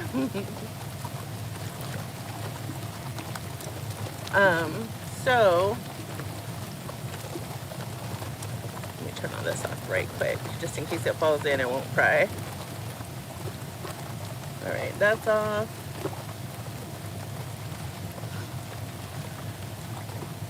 I'm also trying to, I need to get Devo certified as my service dog before Stagecoach. It's kind of illegal for them to ask you for the paperwork, so that's why I've never been one to do it. So I tried to take him to the place that's closest to me right now in California, and she's like, yeah, she tells me all the information, the lady, and then she goes, hold on, let me turn this heater off, it's getting a little too hot. And then, so she's like, okay, you have to pay this much for the application fee, and then you will come to our thing with your dog. We'll meet you guys, we'll evaluate you guys, and then you pay another $100 for that process, and then you'll start the training, and then by the end of it, he has to be neutered. What, bitch? You want me to cut my dog's balls off? Why? Why, bitch? Why I gotta do that to him? That's fucked up. And so I looked it up, and I guess it's kind of like industry standard to do that so they don't get distracted. But, and it says like some places will forego it if it's for breeding reasons. And TBH, we have thought about like letting him have a litter with the mate that we get, just because a lot of our friends and a lot of people too, anywhere I take them, the park, everywhere, they're just like, wow, I can't believe you have a Cane Corso that is a male, that is unneutered, that has the temperament that he does, because he's really super friendly with other dogs and people, and he's just super well behaved, even in public. Like if I'm shopping, he'll just lay on the floor by my feet, you know, he does what he's supposed to do. And I had him trained really well, you know, from when he was working and from when he was playing. And then I ended up being in the hospital for a long time. And having my Foley catheter, I couldn't be as active with him as I wanted to.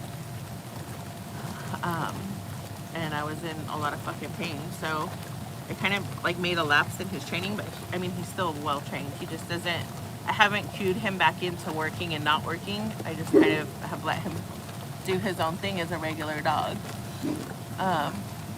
But he's technically my service dog. He is trained to like retrieve, like if I pass out or whatever, he's trained to go get somebody. He's trained to get me water. He's trained to get, he's not trained to get my medicines because I was a little bit worried because he's a little bit too young for it. And I didn't know, like I was a little leery of him like biting through the thing I keep my meds in. So yeah, I don't know. So I might just either travel to somewhere that doesn't require that, or I don't know. So I know there's a girl here local that used to do it. I used to know her from the Harley dealership, but I gotta pump some cool water in here. This shit's too hot. Hot. The girl got to talking. And not only that, the fucking heater didn't turn off. Bitch. These like phone control things are cool, but sometimes they don't motherfucking work. Okay, G. I'm gonna lose all my eggs. All my eggs.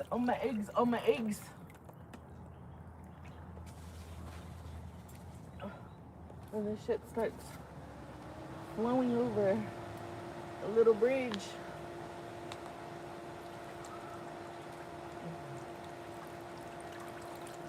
What is it? Oh, they have little holes in them. These ended up being perfect on accident. This one doesn't have anything in it. This one has something in it. I had to find out where the 3 birdies came from.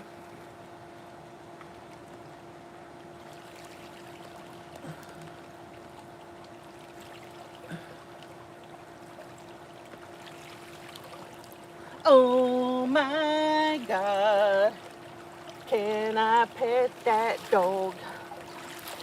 So yeah, it's gonna be my first vacation without my Debo, because we are like this. Even when I was in the hospital, they have this thing, it's for like rich and famous people, and I could have gotten a bed in there. And Emma was like, I don't fucking trust that. I don't trust that department. You're too sick. Like, it's not worth it for you to risk your health to bring in Debo. But one of the times I was hospitalized, before Fat Camp, which was probably for the same reason. It was when I went to go get him from the breeder. The theory is that my tumor had started growing, and it caused, I forget what it's called, but it's some sort of like retention in your kidneys that's really dangerous. And I thought I just got it from like not pulling over enough to use the restroom.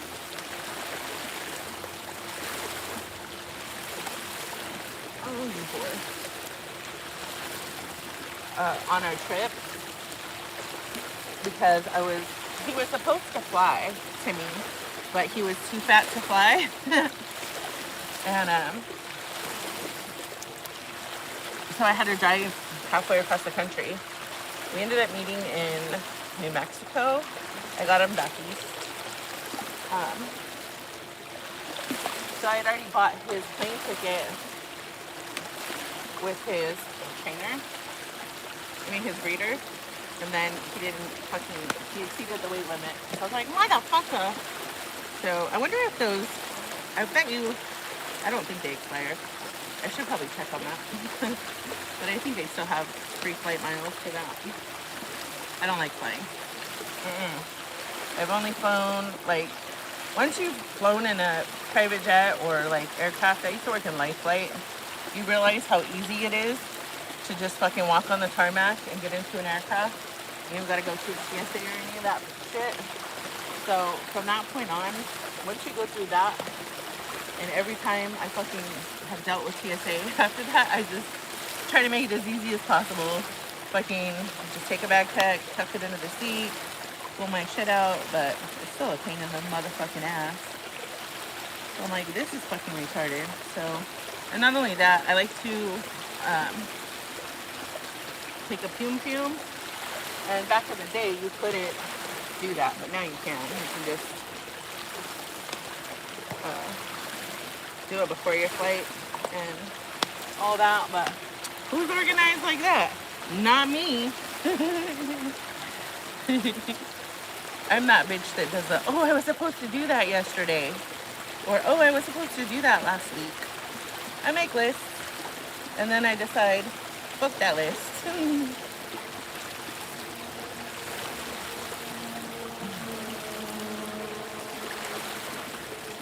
Because I'd rather have fun than adult. I'm the worst adult, I think. I'm a woman child.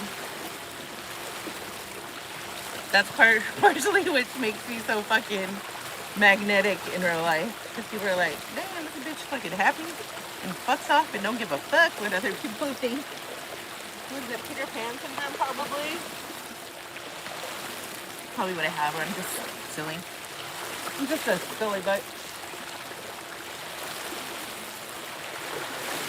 Okay. Alright, this is a small one, so only small characters go in this one. This is the only one that I have that's for the larger ones. So the rest of these eggs for these chicks either fell in the pool, because there's 2 in the pool now, or are on the stairs.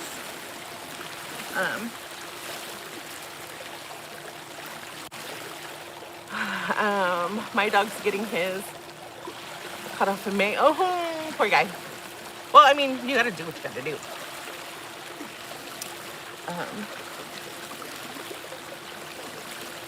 Like, I get it for doing it for like reasons to prevent cancer and keep them from freaking mating if you don't want them to chill them the fuck out, because you know they do be acting crazy, just like humans, just like human males. They be wanting to fuck anything that moves.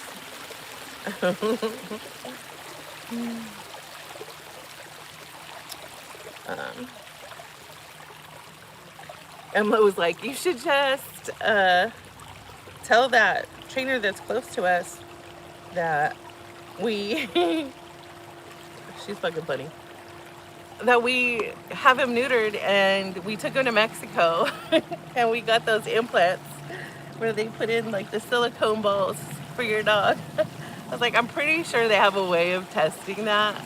Like, what if they squeeze his balls and he yelps? what am I supposed to do then, bitch? Which I don't think he would, because when I was training him, like for his bite training and his guardian training, that's part of it, is desensitizing their balls. So he would be on the bite sleeve, and I would like hit his balls, kick his balls, like, I mean, not full on kick his balls, but because he's so long, I'd have to use my foot. You know, get what I'm saying? Because he's here and that kind of stuff. And it doesn't hurt them. They just get used to like the desensitization. Desensitization? Is that a word? If not, I just made it one, bitch. Desensitization. What's the word? I'm not a fucking English major. Somebody fucking ask Siri or Google that. Oh. So, but I'm like, I don't want to lie, boobs. She's like, I don't give a fuck, he needs that, sir. I'm like, yeah, I know. So I don't know. I'm kind of tossing it over whether we're just gonna go ahead and get him fixed, or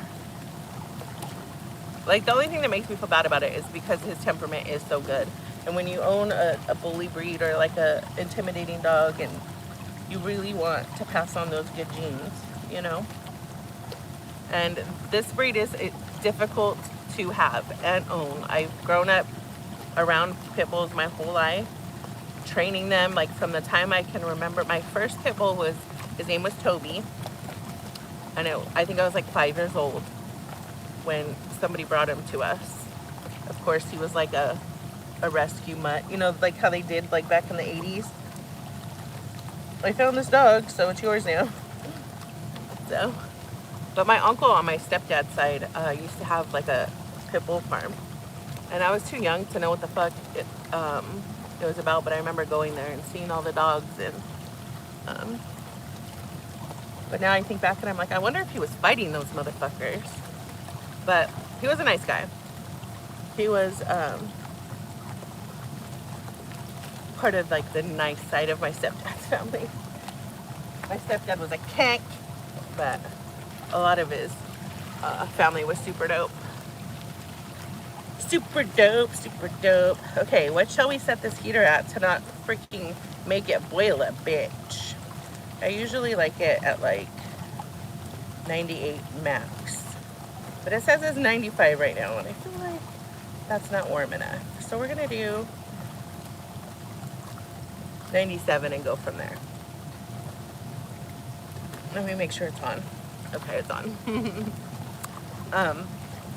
Okay, I'm gonna put you guys back, Ola Chola,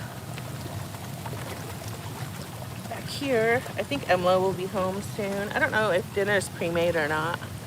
Oh my gosh, I'm so upset. Okay, I track everything I eat on this app called Cal AI. And yesterday, I went to this produce place. I actually went the day before. I couldn't get what I wanted, so I went back. I went yesterday, and you guys, I buy like mostly organic shit for like health reasons. I have like medical issues like with my thyroid and my hormones and all that other shit. And I have a couple diseases where like you have to be really careful as to like what you eat. And even though like my form of cancer is rare, and they say that they don't know what causes it because like I even asked the doctor, I'm like, do I have to fucking stop vaping now or how does this work? And she was like, no, it has nothing to do with smoking. It has nothing to do with anything. We haven't figured out what causes this cancer. And so anyways, short story long per usual. I go off into the woods sometimes. You guys just got to deal with it. I feel like I need to tell you the whole story.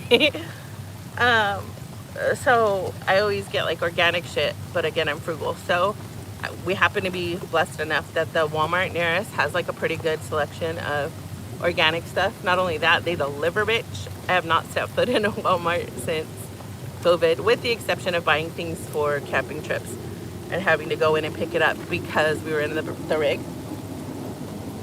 Don't trip. I have before curbsided something and waited for them to pull out and then pulled up to the front and pulled over and had Emlo stand in the doorway and get the groceries from them. I've done that. Or I've had her stand in a spot for pickup and then when they come out, be like, it's over here. Does that make me a diva? Yes. Do I do it often? No. Okay, so anyways, there's this produce stand that I've wanted to go to forever, and I just never had the time. Well, I heard that they have fucking amazing strawberries. Strawberries is Marina's shit. It's her shit. And so I was like, okay, I'm gonna go. I'm watching you guys right here just so you know I can follow chat better.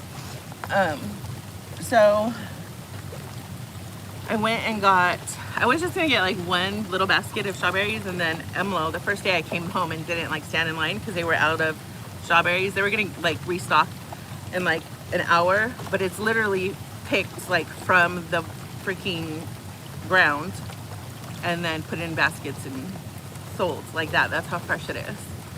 So when I was there, I think it was like 11 in the morning, and they're like, yeah, come back after 1. And I was like, oh, hell no. And that line was already long, and I was like, it's just gonna be a long line again. So I'm gonna hit them up early in the morning. So I went yesterday. These fucking strawberries, like I brought them home, I like cleaned them and cut them and stuff, and I took them to Emlo while she was at work. Tell me why she blew me up in text like, oh my God, I cannot believe that you can smell these strawberries. I was like, what do you mean? And she's like, you cannot smell the type that they sell at the stores. She's like, I have not smelled a strawberry in like 20 years. I was like, damn, I never even noticed that. So last night she made a salad with the shit that I bought. I just had like lettuce and tomatoes and cucumber, and I think that was it. It was so fucking good. Like the cucumber didn't just taste like water like normally it does. You could actually taste the cucumber and the tomatoes. And I was like, why is this taking me back to Graham's garden? My grandmother on my stepmother's side had a garden at one of her houses, and we're talking like before she died, she got rid of that house. It was like one that she was this is the grandma that was married 13 times at least. Like the family would sit around at Christmas after she would go to bed, and we would try to count her last names to figure out how many fucking husbands she had. And I know we've gotten as far as 13 confirmed. Mind you, she was illiterate, and so she was a waitress her whole life at like truck stops. And when she passed away, she had a portfolio of, she would have had 3 more houses, but she had at least 6 properties. Bitch. And she hadn't been married. She finally quit getting married probably like 15 years before she passed away.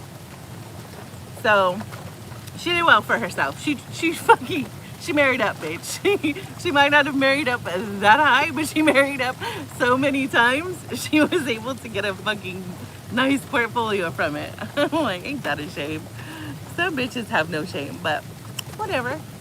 I don't even remember if she was a good wife or not, so I can't even be judging that bitch. But I don't judge fucking strangers, but I can judge people that I know well enough in real life.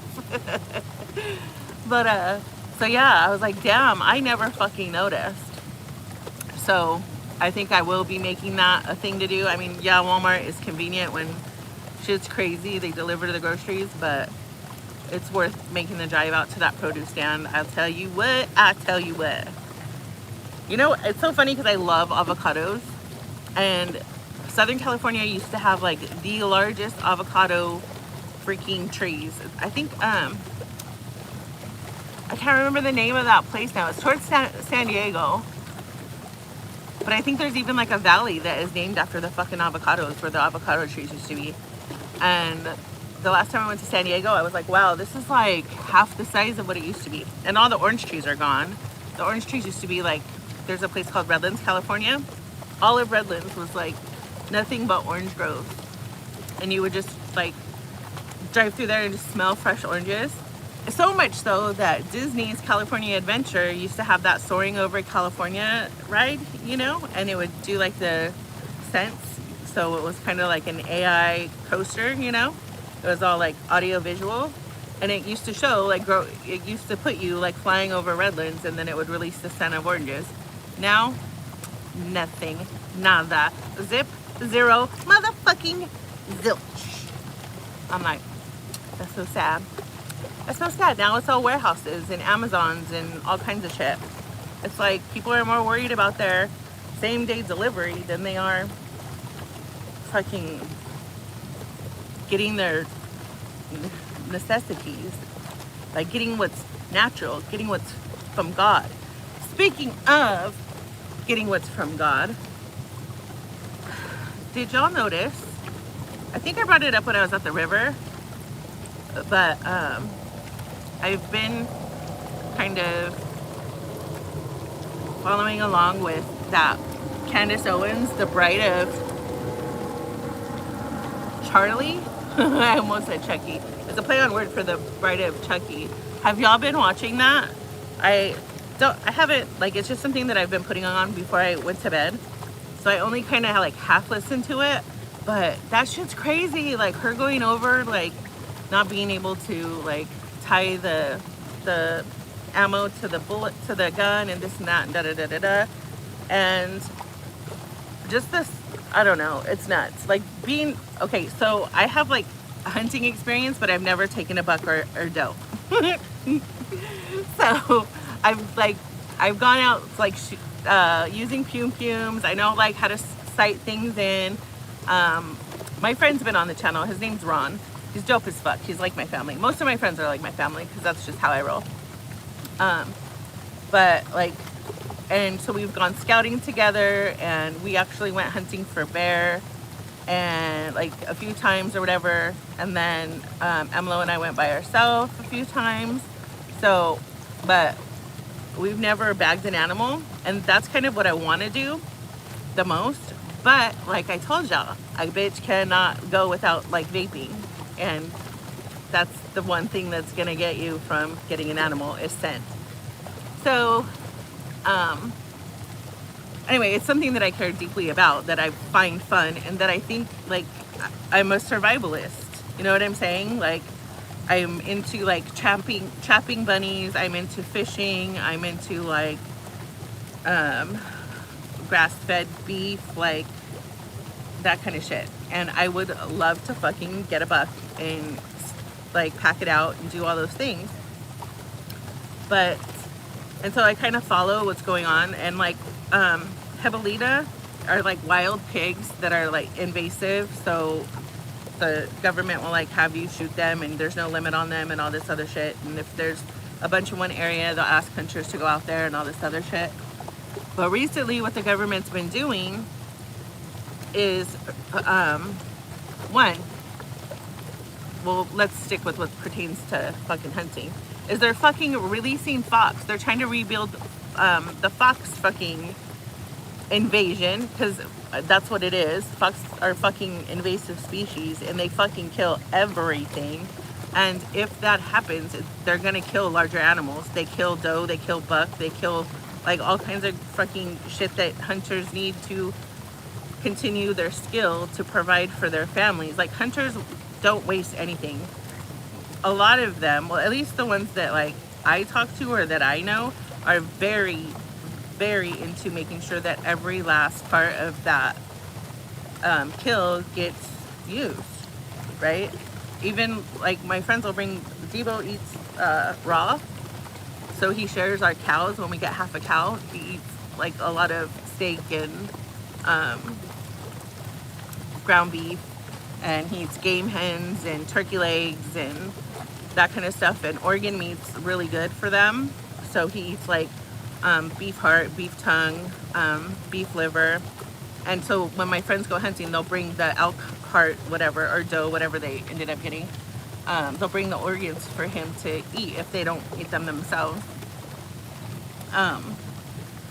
So anyways, I think that's fucking crazy, because my opinion, my conspiracy allegedly, is that the government is making people more dependent on fucking what they're doing, which is fucking super scary, because there already isn't a like plethora of food here anymore.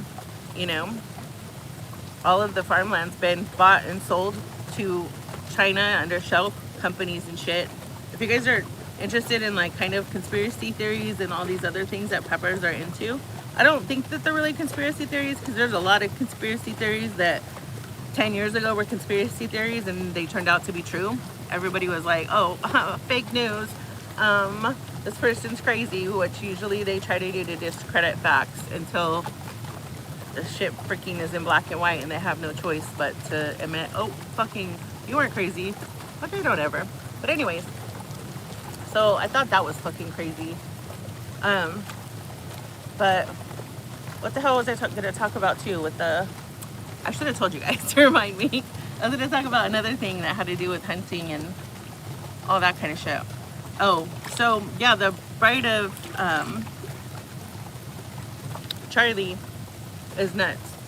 I don't have like an ammo out here. I could have ammo get one or whatever, but the round of a 30-06, and I remember Wing saying this too, and even Emlo and I were like, dude, there's no fucking way that that wasn't through and through. Like, I used to work in healthcare. I used to be in a profession that every code blue, every death I had to go to. I've been to a lot of GSWs, a lot of, that stands for like pum shot wounds. And there's a lot. The thing with small caliber guns, like say a 22, they're only lethal when they bounce around off of your bones and hit vital organs, right? Or vital vessels. It's very rare to get a through, well, it's not very rare, it's kind of rare to get a through and through on a 22, but to not get a through and through on a fucking 30-06, we're talking about, this fucking bullet is like this long, guys.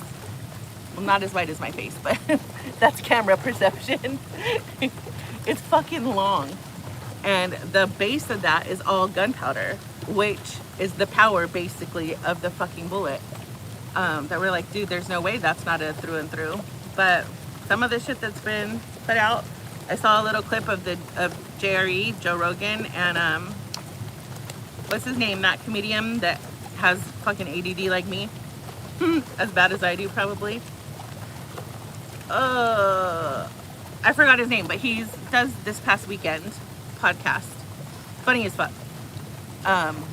He brought to Joe Rogan's attention that supposedly there's a theory, a conspiracy allegedly, that the microphone, the lapel mic that Charlie was wearing was made to explode, was made like an additional explosive was planted in that microphone by a certain company that turned out to be destroyed. And like 8 people, 10 people or something were killed during the process. But I don't know, Candace is talking about like that being like a state murder, and she fucking goes in on Charlie's wife, and I don't know, that shit's nuts. And you believe it, well, I believe it anyways, because her, like, she doesn't, her body language is just crazy, and it's hard to connect with her emotionally because she'll be saying she's one thing and her fucking physical appearance is another. It's so nuts. And yeah, everybody grieves differently, but it's just nuts. It's nuts. It's nuts. So if you have not seen it, bitch, check it the fuck out. If you, I mean, I'm not telling you to believe everything. I'm just saying it's good to see somebody with a different perspective that is willing to look like the crazy person and go through this shit with a fine-tooth comb and find all these fucking weird things that make you go, That's all I'm saying. Be a free thinker. Be informed. Don't spend all your time on trashy internet stuff. Actually, look at some things. So what else? I don't have anything else to ramble about. I think Emma is probably home. I don't know why she's not out here. Let me check my cameras. I gotta turn on my thing too. 1 second. 1 second.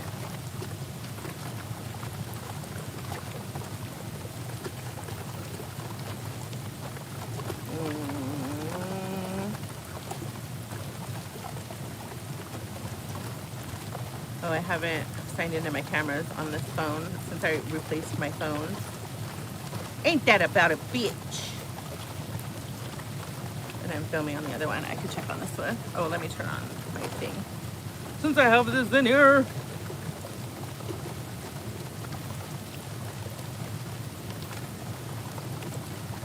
Oh, I left the light on in my studio.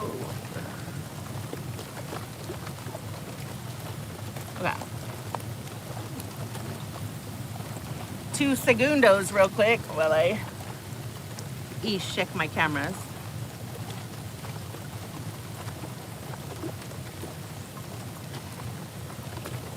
Where are you? Where are you? Out. You're not even on here? Are you joking me right now? Let me search.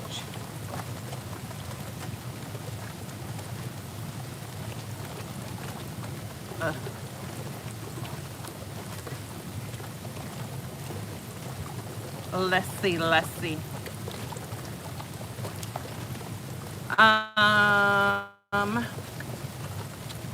So yeah, for May we have I have a boat trip planned at the end of the month, but I might go to the river before then too, maybe like the beginning of May. Debo is a, what is it, Star Wars dog. His birthday is May 4th. So celebrating Debo's birthday with some nice alcoholic beverages sounds like a good time. And you know, I'm not a regular drinker, but there's always an exception when you at the motherfucking river. Everybody gets litty lit at the river. If you're gonna get litty lit, you might as well do it at the river. So, of course, this thing's making me put in my fucking password because it won't read my fingerprint. It's all pruny. So, come on, read it. Read it, whore. Read it. I put in my fucking password. Why is it not working? My password again?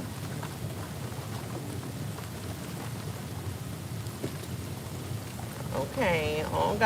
Continue, whore. Continue.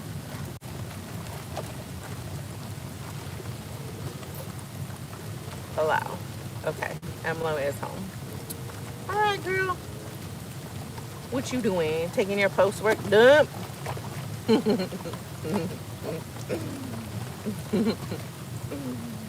guys want to hear a funny story?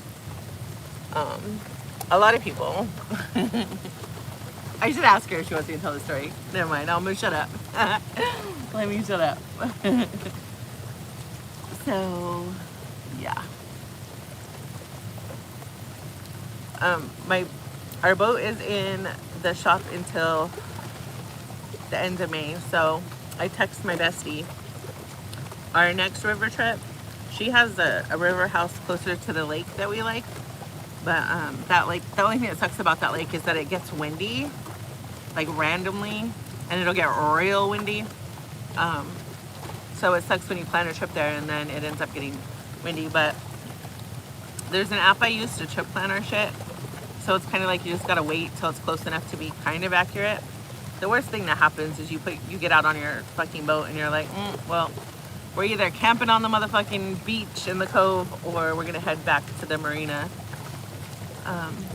But there was like some crazy monsoons, not this year, but the year before, to where it fucked up the docks and fucked up like really expensive boats. And I was like, yeah, don't want any part of that. So in May is monsoon season over there. So it just depends on the weather. Weather will sneak away at the beginning of May too. And then do like a trip at the end of May, end of June or something.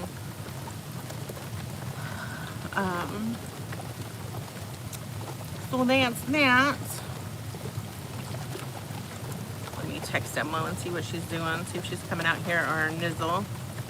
If Nizzle, I could go into my studio and get some background work done.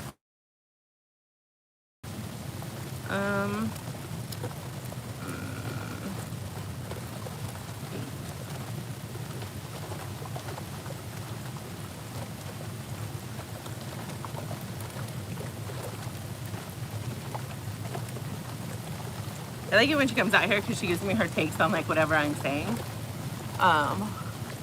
But this is kind of like our time together because when she works, she's gone from, she leaves an hour before I get up. Well, sometimes I get up like right after she leaves.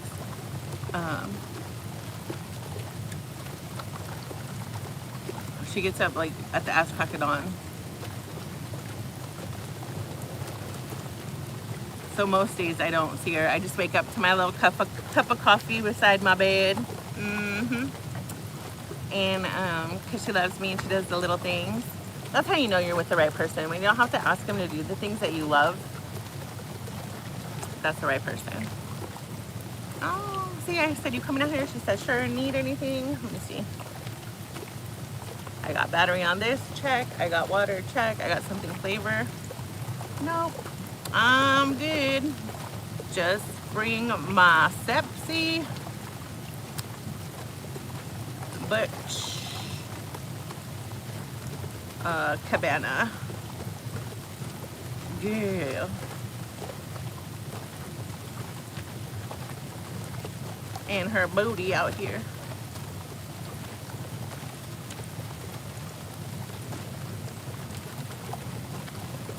Please and thanks.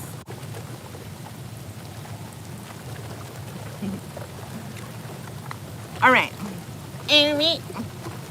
Where did that come from?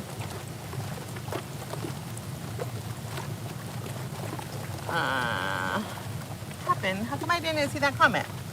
He's so wild and so big. I know he's a puppy, but damn. Yeah.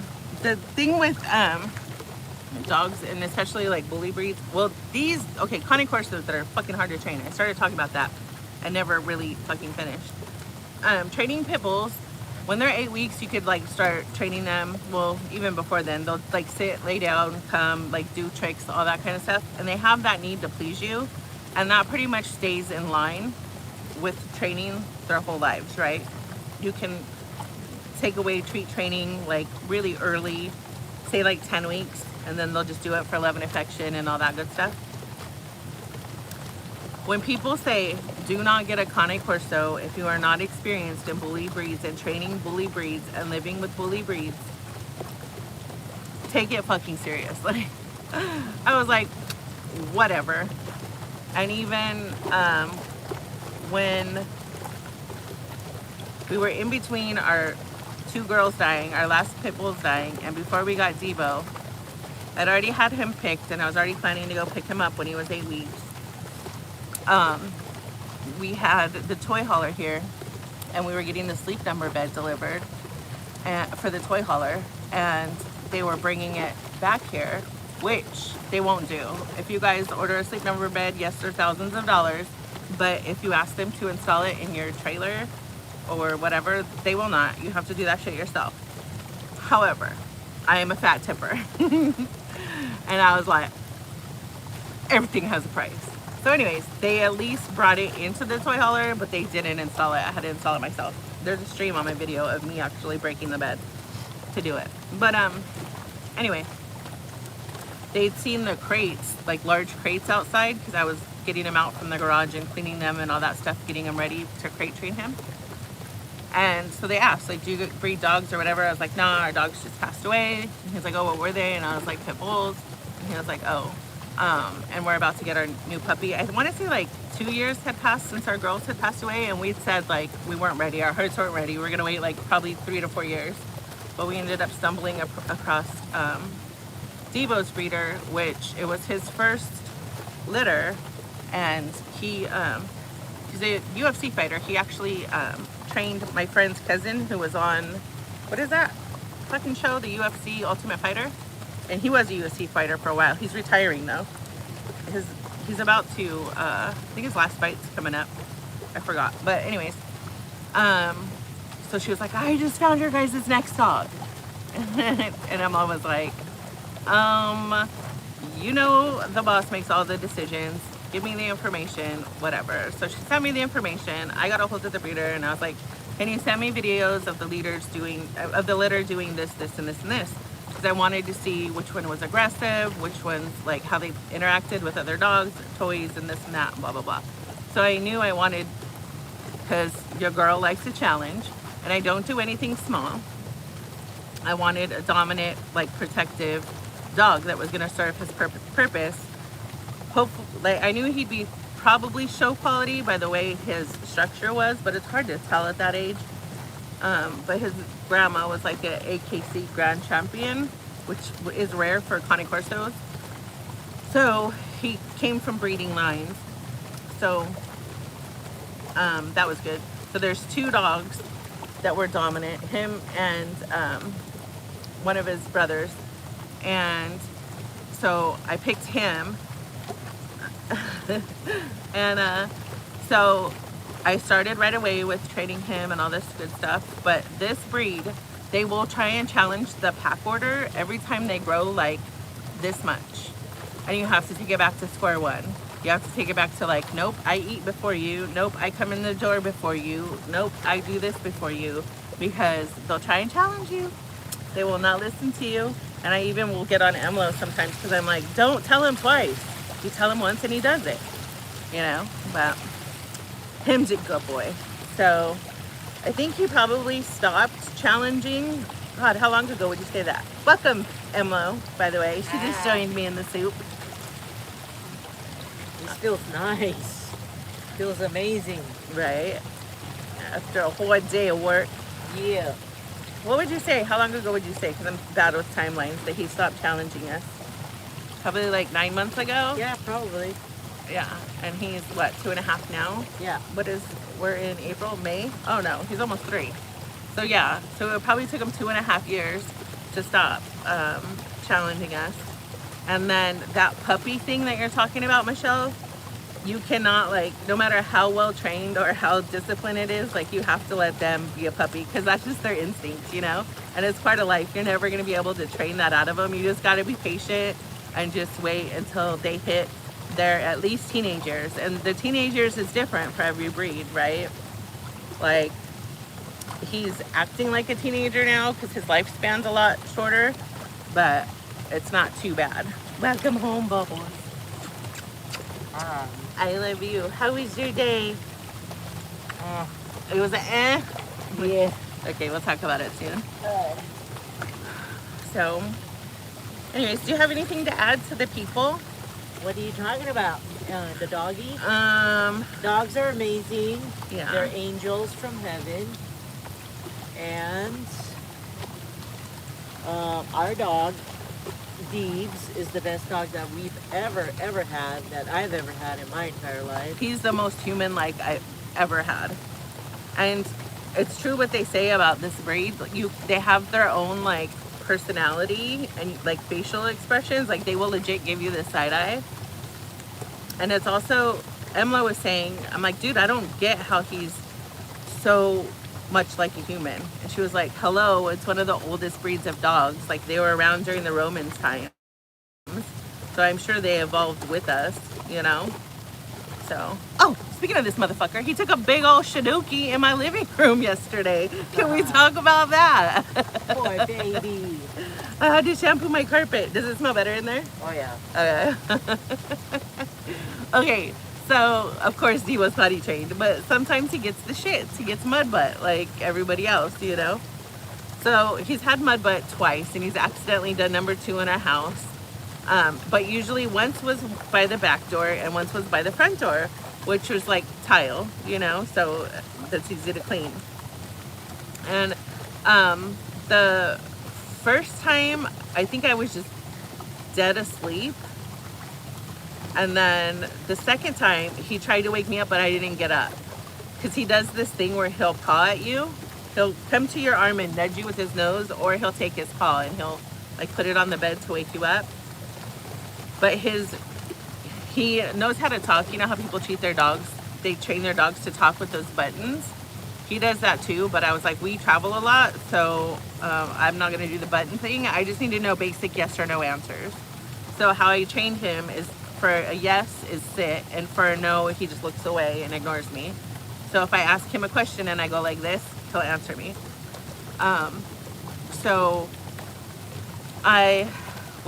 and he goes in the bathroom with me, like if I go to the bathroom sometimes. So I got up early in the morning to go to the bathroom, and I was peeing, and he goes in the bathroom, and normally he'll come up and just like stand long ways in front of my legs, and I'll give him his morning loves or whatever. And he came in, and I did that. I just pet him once, and then all of a sudden he sat down real quick, and I was like, ooh, do you have to pot? And I was asleep, so I didn't like make it a real question, and I was like, whatever. And I kind of stumbled back to bed, and I wasn't gonna go back to sleep, but I hadn't had my coffee yet. So I was like, if he really has to go, he'll come paw me in bed or whatever. And he didn't. He just walked from the bathroom to what I thought was gonna be him laying back on the tile in the hallway while I sleep. No, bitch. So I am drinking coffee, watching a morning podcast, and then I turn off the TV in my room. I make my way out to the living room, and I'm like, oh, it smells. And I was like, hey, dude, are these protein farts that are going on? What the fuck's up with that? And because he eats raw, he eats like broccoli and cauliflower and all that. So when I say protein farts, they're motherfucking protein farts. So I go through my house, nothing. I don't find no poop. So I'm like, okay, we're Gucci. I leave to go to the produce stand. I come back, and my son is with me, who played this song for me. Don't let me forget, I have to fucking play this song for you guys. And I'm probably gonna play it at the end so I can just cut it out because it's copyright. So I come home, and my son comes in with me, and I'm like, I think this fucker shit somewhere. I swear, maybe it's just stale farts, and I didn't have any windows open or anything. So I open the sliding glass door, I take out the trash, because sometimes that could get funky in the summer, but I'm like, it's not even that hot, because he eats raw, so there's a lot of blood and stuff. So I take his dog dish that has a little bit of broccoli in it left over from the night before. I'm like, maybe it's the broccoli farts. I put soap in it, and I put it in the sink, and take it soap. And then my son and I go and take Marina her strawberries at work and all that kind of shit and all that. And then my son was gonna go home, and he's like, fuck, I forgot my glasses at your house. I was like, all right, cool. And then we come back, still smells like shit. And then I go take my son home because I had picked him up on my way to the produce stand. And then I get home, and I'm like, there's no fucking way it still smells like a fucking fart in here. So I'm looking fucking everywhere. And there's a section of my living room that the recliner is in that, like, he never goes back there. You have to fit between the chaise lounge in the couch and then, like, this other, like, plant and stuff that I have besides the recliner. Like, there's literally no room to get through there. Well, obviously this motherfucker made room because there was a big old diarrhea shit right behind that chair. I was like, oh hell. And it wasn't even like, there wasn't even like any kind of turd to it. So I'm like, self, how do we clean this up, self? So I went and got like gloves from my vanity, and I grabbed like a poop plastic bag, and I just tried to scoop as much out of the carpet with my palms as I could into the bag, and then I threw the bag away, and then I fucking had to pull out my shampooer and shampoo that shit. Literally that shit. And then it sucks because the whole time I'm freaking shampooing it, I'm like, because the smell is getting stronger and stronger and stronger. So then I had to do that. So then I had to bleach my freaking shampooer, bleach everything, bleach the sink I used to empty my shampooer in, do all this shit, let it dry, see if the, and he was fed pumpkin, because pumpkin, like the pie filling or whatever it is, like smashed pumpkin, is really good for their digestive tract. Hey Evan, welcome, welcome. So it was like slightly orange tinged on my carpet, which I don't really care about my carpet. It's just that happens to be like the only clean section of my carpet left, because I was gonna get new carpet before we got him, and then I was like, I'm gonna get a puppy, and that now I'm like, I'm probably gonna get a mate, so I was gonna wait until, what's he see? Is it a rat? Get a rat. Maybe. Is it a bunny? Get a bunny. Get it, boy. I think it's a rat. Big motherfucking cocksucking rat. So, my carpet was like orange tinged. I think it still has a slight tint of orange in it. Gives it character. I think I need to stop being a frugal bitch and at least pay the professionals once to come out and clean our shit. There's this stuff that I use on carpets. The best stain remover you'll ever get is Spray and Wash Extreme. You can get it from Walmart. I use that on our clothes and stuff, but Emlo actually found out that it works best on carpet stains. Like when puppies are little, they'll throw up bile and stuff. And bile is really hard to get out of carpets, and that spray works like a charm, but it doesn't bleach, but it works, it makes it so clean, and now there's like some clean spots, and I'm like, that's just making the carpet look worse and dirtier, and I ain't fucking trying to spend 3 days shampooing this shit, motherfucker. So anyways, okay, let me catch you up on what happened. So I started to stream, and I was gonna do this egg thing, like a little competition, where people could put, like, choose a number, choose a color, and if certain things were in the egg, I was going to do like a raffle, which I'm not gonna tell you how the raffle was gonna be picked online because people like to steal my ideas and do it, but it was gonna be really fun and funny. Hint in the thumbnail. And then I was going to like either pick a winner and send them Cash App or like an Amazon gift card or something like that, you know? But we didn't really get enough people in here to do it that wanted to do it, so we'll do it some other time. And then I started talking about how people are saying that I doxed or soft doxed that certain person, and they're stating it as a fact without saying, in my opinion, or allegedly, or I believe, or da-da-da-da-da. Lies. And then, so there was that. And then I talked about the pirate hooker and how she made that gay ass video of me and how I called her out for being a bitch. And then how she was gonna do a stream about Brantley and Sweet Tea, and how she's been warned. And I freaking, in my comment, how I called her a weak bitch, and I told her to keep my fucking name out of her mouth. She probably should have, or keep her husband off the internet. And then I told everybody some facts about the things that I may or may not have. Our homie that was a groundskeeper at Fat Camp 1, and that I do have permission from Mike to release shit, and there is a video, and that she might just want to shut the fuck up about me and Brantley both. Because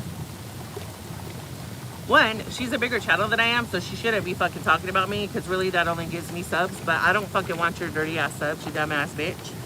And then I said I know she goes IRL and I ain't scared. She can send her little girl Pyro over here to come and burn down my house. I stay ready. We'll fight fire with fire, and that's what insurance is for, bitch. But I don't like fighting, because a fight starts a war, and wars are fucking long and drawn out. So it's better if you just fucking don't say nothing, it won't be nothing, bitch. And then I talked about how I've been kind of watching Candace Owens' Bride of Charlie series, and how that shit's crazy. If watching her go through it shit with a fine-tooth comb, and how people call her crazy, but that's what happens when you have a fucking opinion that's different than everybody else, and you can't fucking be controlled. I And think she's smart, really smart. I think the whole like crazy thing and the whole anti-Semitic thing started. Mind you, I wasn't following it enough, so I'm not educated enough on the situation to like defend her. But I can say, because I've looked into it, that there is a loophole that comes to, what's it called? PDFs. I'm like trying to figure out how to say it online. There is a loophole with PDFs going to Israel to evade PDF charges. And you can see that in certain rich people and certain ex-politicians. And she called that out too. I know she did part of it because I only saw the small clip of it. And that whole, I didn't even know until my oldest son told me about the whole biting foreskins and stuff being like normal. I was like, oh, that's weird. That's weird. Right? Isn't that what it was? Do you remember what it was exactly? That in some religion, they get the baby circumcised, and then the guy that's the religious figure, I don't know what he's called, pretty much, A rabbi? I guess, pretty much sucks the, Blood or something like that? yeah, off the private part. Ugh. Disgusting. That's evil, dude. That's not normal. That's evil. That's definitely And not gross. normal. Definitely not normal. Yeah. So there's that. And then I talked about, I saw a clip today of the Joe Rogan Experience of that guy. I forgot that comedian's name, but the guy who does This Past Weekend podcast. He's a funny dude, and he has ADD just as bad as me. What's his name? It's what's his name, guys? I know, The right? guy with the mullet. Yeah, I asked everybody earlier too. Shauna said I'm gonna get off for the night. Good night. Good night, Shauna. Good night. Sorry I didn't see that earlier. It's oh my god, dude. Theo Vaughn. Theo Vaughn. I thought of it before you. I was like, yeah, Leo, that's it, Leo. See, people don't believe me when I say I'm fucking bad with names. Yeah. All that shit talk. Oh, I was fucking pissed when she called Ultra an intern. Bitch, I couldn't think of his name. What the fuck you want me to call him? Fat douche with fucking beard and glasses? No, I went with intern. It was the fucking thing I could say at the moment. I'm not trying to hold up the conversation because my dumb ass can't think of a name. We'll be there all day. That's just the thing. It's like you're on live, right? So there's no time to like research or Google. Like sometimes things come out of your mouth that, you know, you mean to or whatever. It's just the way it is. It's life, right? People need to just get over it, dude. There's so much things in life we gotta worry about, guys. And slipping of a word or saying the wrong word or whatever. It's just, God, dude, there's so much more serious stuff to worry about than Especially on those shows when you're working with somebody who doesn't want to have a meeting before the show, who wants to sleep until the last minute. Like with me, I like to like structure a show a little bit. I like to say, hey guys, this is what we're gonna talk about today. You know what I mean? So yeah, we're gonna hang out and we're gonna like sidetrack a little bit, but eventually we're gonna get to this, and this. You know what I mean? To these subjects. Those motherfuckers, they want their bro, chill, hangout streams, and it's like, I'm not trying to do that. I'm trying to entertain a motherfucking audience. Yeah. Like, that's my gift. That's what I'm good at. Like, I'm good at fucking being funny and happy and cooking people that in the funny way, or I'm good at fucking spitting venom and fucking being a bitch. And the more you come back, the more, the uglier it's gonna get, you know? All right, so tell me about Theo Vaughn. What happened? Oh, okay. I really So, like him a lot. Yeah, me too. He's fucking funny as fuck. He was on Joe Rogan, and I just saw a clip. I don't know if I'll have time to watch the whole video, but I think it was like a 6-minute clip. And he was talking about, Joe Rogan and him were talking about the round and there being no exit wound in the Charlie Kirk situation. Oh, yeah. And I was like, yeah, the 30-06. I was like, I was gonna bring one out here, but I'm like, I don't even know where they are. Emma would have to bring one. But they're basically as long as my hand is wide, right? Yeah, for sure. And the bottom part of them, except for the tip, is full of gunpowder. Yeah. And that gives them like the power, right? And I talked about how small caliber guns like 22s, they're typically only lethal when they bounce around against your bone and hit vital organs or vital vessels. Yeah. And that I am a retired healthcare worker, and I used to have to go to all the code blues, all the deaths, all the GSWs, which are pume deaths and all that kind of stuff. And usually that's the only caliber that you won't find an exit wound in, right? Yeah. So, and we're talking 22 tiny, right? My first gun was a 45. So 22s are like this and they're skinny. And then 45s are fatter and shorter. And then, that's why there's, like my uncle used to say, a 22 is not going to do anything but piss somebody off, piss a big guy off. And it's true, you know what I mean? It might slow them down, but it's not going to kill them. But so I was talking about like hunting and like our friend Ron and how we've gone hunting and, but I've never gotten like a buck or a deer or doe or whatever because I like to smoke and vape and sense like a big deal. But Yeah. anyways, so I was talking about like I kind of like know about it and stuff, but even they and we. But you did catch beaver one year. I know, I always say that too. But Wings did when this first happened, and I was saying it too. There's no way if you got hit with that caliber of gun that it wasn't a through and through, right? Yeah.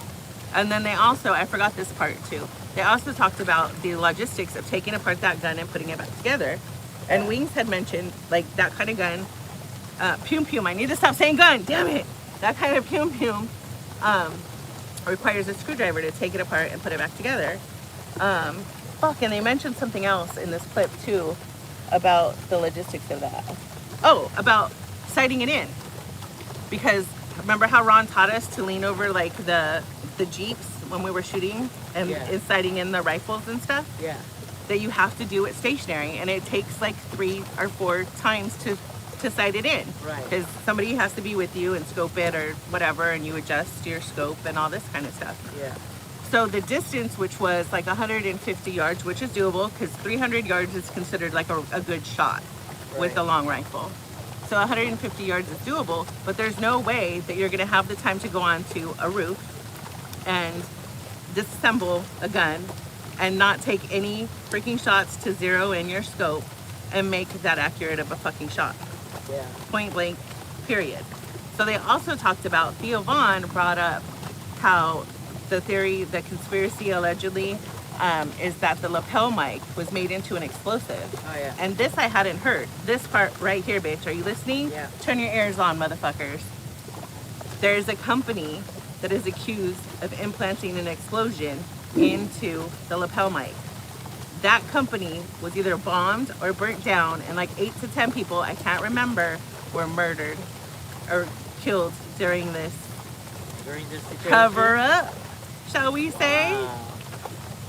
I haven't heard of that. but Yeah, that's he crazy. says the name of the company and everything. I was like, damn, Gina, that shit's crazy.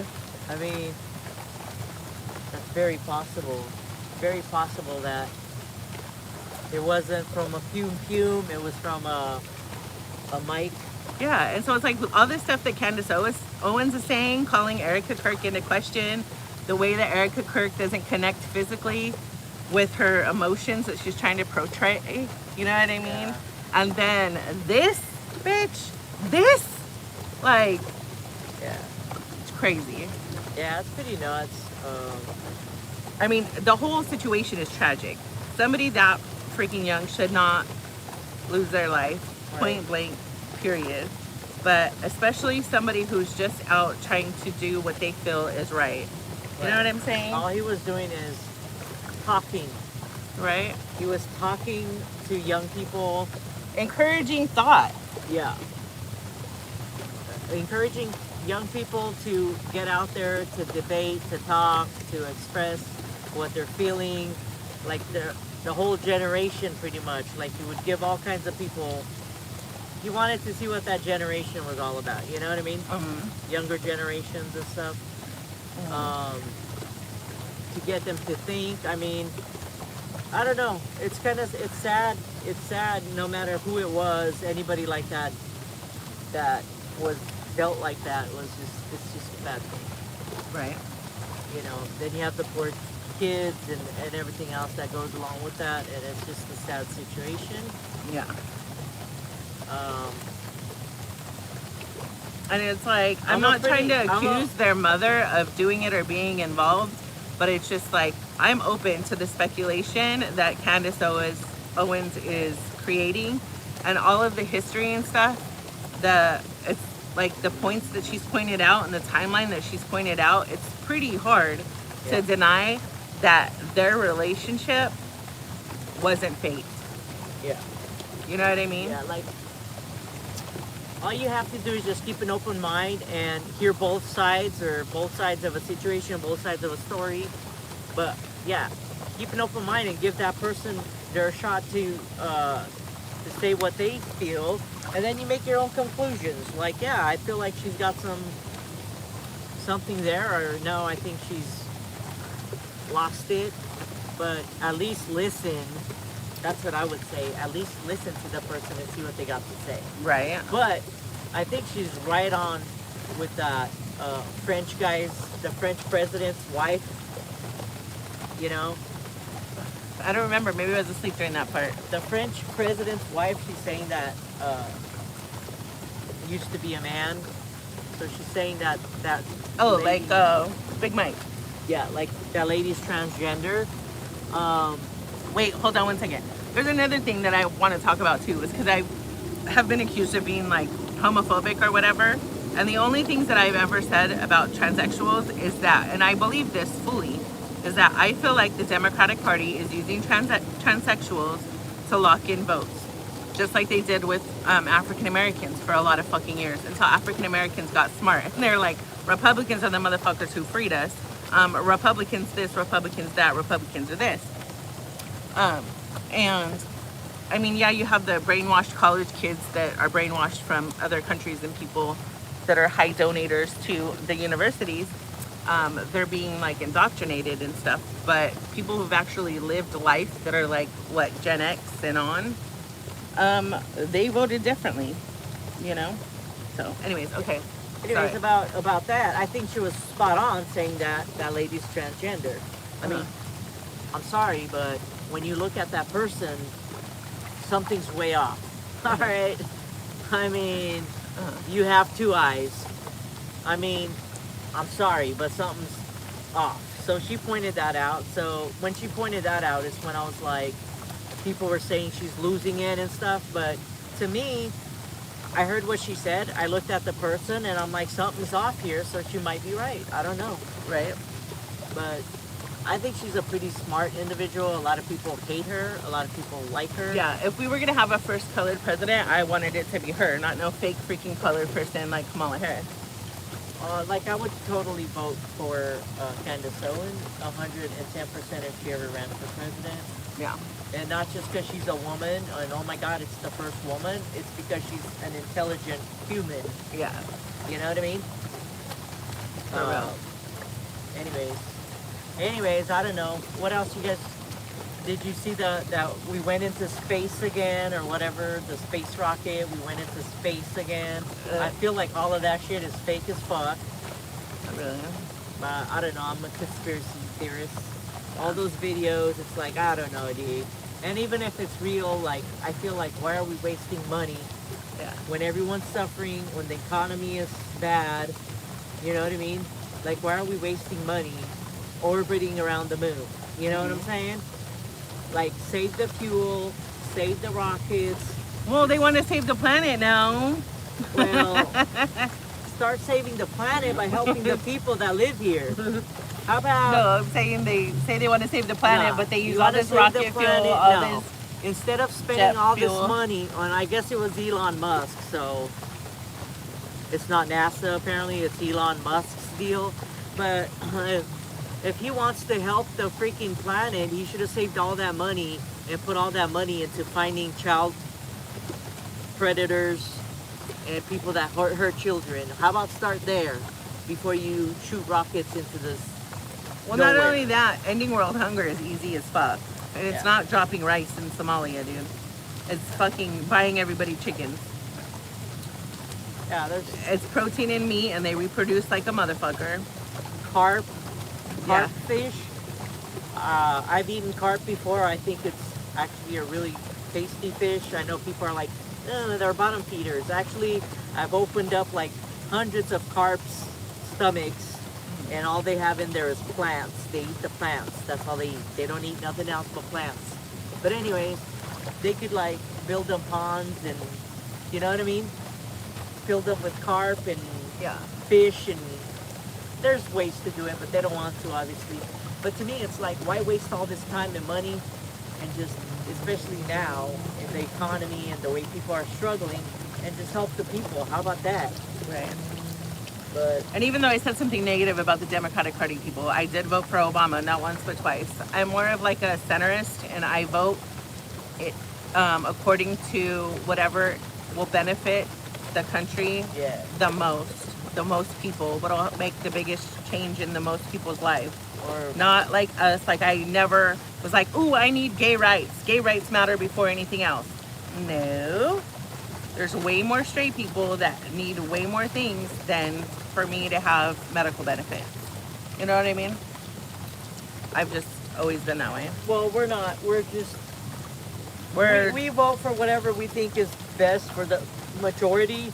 And you know, sometimes you're right, sometimes you're wrong. I mean, there's that. they all too. lie. You're technically choosing the lesser of the evils, Yeah. right? And then there's always what they run on and what they do, and then there's always like financial trails and special interests and all these other shit. But I just wanted to put that out there because But I don't know. They're like, I don't know. Does anyone else think that the moon thing is like the mission of the moon around the moon is fake? It looks fake as fuck. Their videos look so fucking fake to me. It's fuck. I don't know. Something. My gut is telling me it's very fake, dude. All of it. But I mean, I could be wrong. I haven't seen it. But you were saying that the moon landing was fake, and I'm like, nah. Oh, yeah. Until we were going through Death Valley, and I'm like, Oh yeah. oh, wait a minute. I The could first- totally see where the fuck this first was. moon landing was totally not real, people. Sorry. Yeah. It's totally not real. It was, I believe, it was something that we did to keep other countries from claiming the freaking yeah, whatever. moon. And now I think Elon's out there trying to make it really happen so that Yeah. another country doesn't beat us to it for real, for real. And That's just my opinion, though. and all that money that they spent on the first moon landing and all the moon stuff, I wonder where all that money went. Right. Because that was never a thing. They did a cheap ass video in a studio somewhere. There's no way. I am 99.99% sure that that shit was fake. There's that, 0.1 whatever percent that I could be wrong, but whatever. I feel like people nowadays are way more intelligent, and we have way more devices. We have computers, we have iPads, we have phones, we could Google stuff, and they can't trick us like they used to. You know what I'm saying? Back in the days, Yeah, like- whatever the news said, That was fact. that was on It was fact. Everybody believed it 110%. Now it's like Now hey, you have people leaving mainstream media to make YouTube channels because they're tired of being Yeah. controlled and told to lie. yeah, and now you have people that question stuff, and not only do they question stuff, because I'm sure there was people back then questioning shit, but they have a whole platform to do it on, to be like, hey, I'm a pretty intelligent person, and I could tell you that this shouldn't be happening while this is happening. You know what I mean? Yeah. And then also you have to fucking remember how the platforms could be bought. Yeah, Remember how the CEO of Google bought our old house, our old beach house? yeah, And YouTube is owned by Google, right? yeah. When Joe Rogan interviewed, I don't remember if it was Trump or JD, Uh-huh. that video got shadow banned. Do you know what that means? Yeah, where it doesn't get a lot of playtime. Yeah, it fucking trended right away, and then all of a sudden you couldn't find it. Yeah. It was gone. Yeah. And Joe Rogan, being Joe Rogan, was like, what the fuck is this? You know what I mean? And then blasted it all over. And then all of a sudden it was unshadow banned. Yeah. And it's like, And that's when Rumble saw a spike, because everybody was like, fuck a YouTube, I'm going to Rumble. That's why I told you by stalking Rumble. Because I was like, this shit's going to be good during the election. We going to make some money, honey. Yeah. So, but, yeah. I don't know, dude. I'm not like a very political person. I try to kind of zone out during the elections and just start looking into shit like during an election year. I kind of go back and set time aside to do like my own research and shit, because honestly, I wasn't a poli-sci major and a lot of it's boring to me. I need people to dummy it down for me sometimes. But man, all these things are crazy. But it's all things that we've said and we've known, being close to Hollywood, you know what I mean? Yeah. And our friends that have children that have been in the, I don't know if you guys know this or not, but the two quarries, ever since we were young, we were suspicious of things happening to them. And Emlo did a freaking deep dive. She went in on her research and she was like, oh, hell no. I did a deep dive before a deep dive It was a thing. deep dive, yeah. Before it was even a thing, I just did it on my own. Yeah. And looked up like what films they were in, who produced them, who was around the cast. And yeah, we were stereotyping a little bit, like being like, yeah, this motherfucker looks like he drives a white van. You know why? I have a good gut intuition and I could pretty much, Yeah. It's kind of like a gift. Yeah. It really is. Well, to me, I'm like, yeah, that looks like a PDF.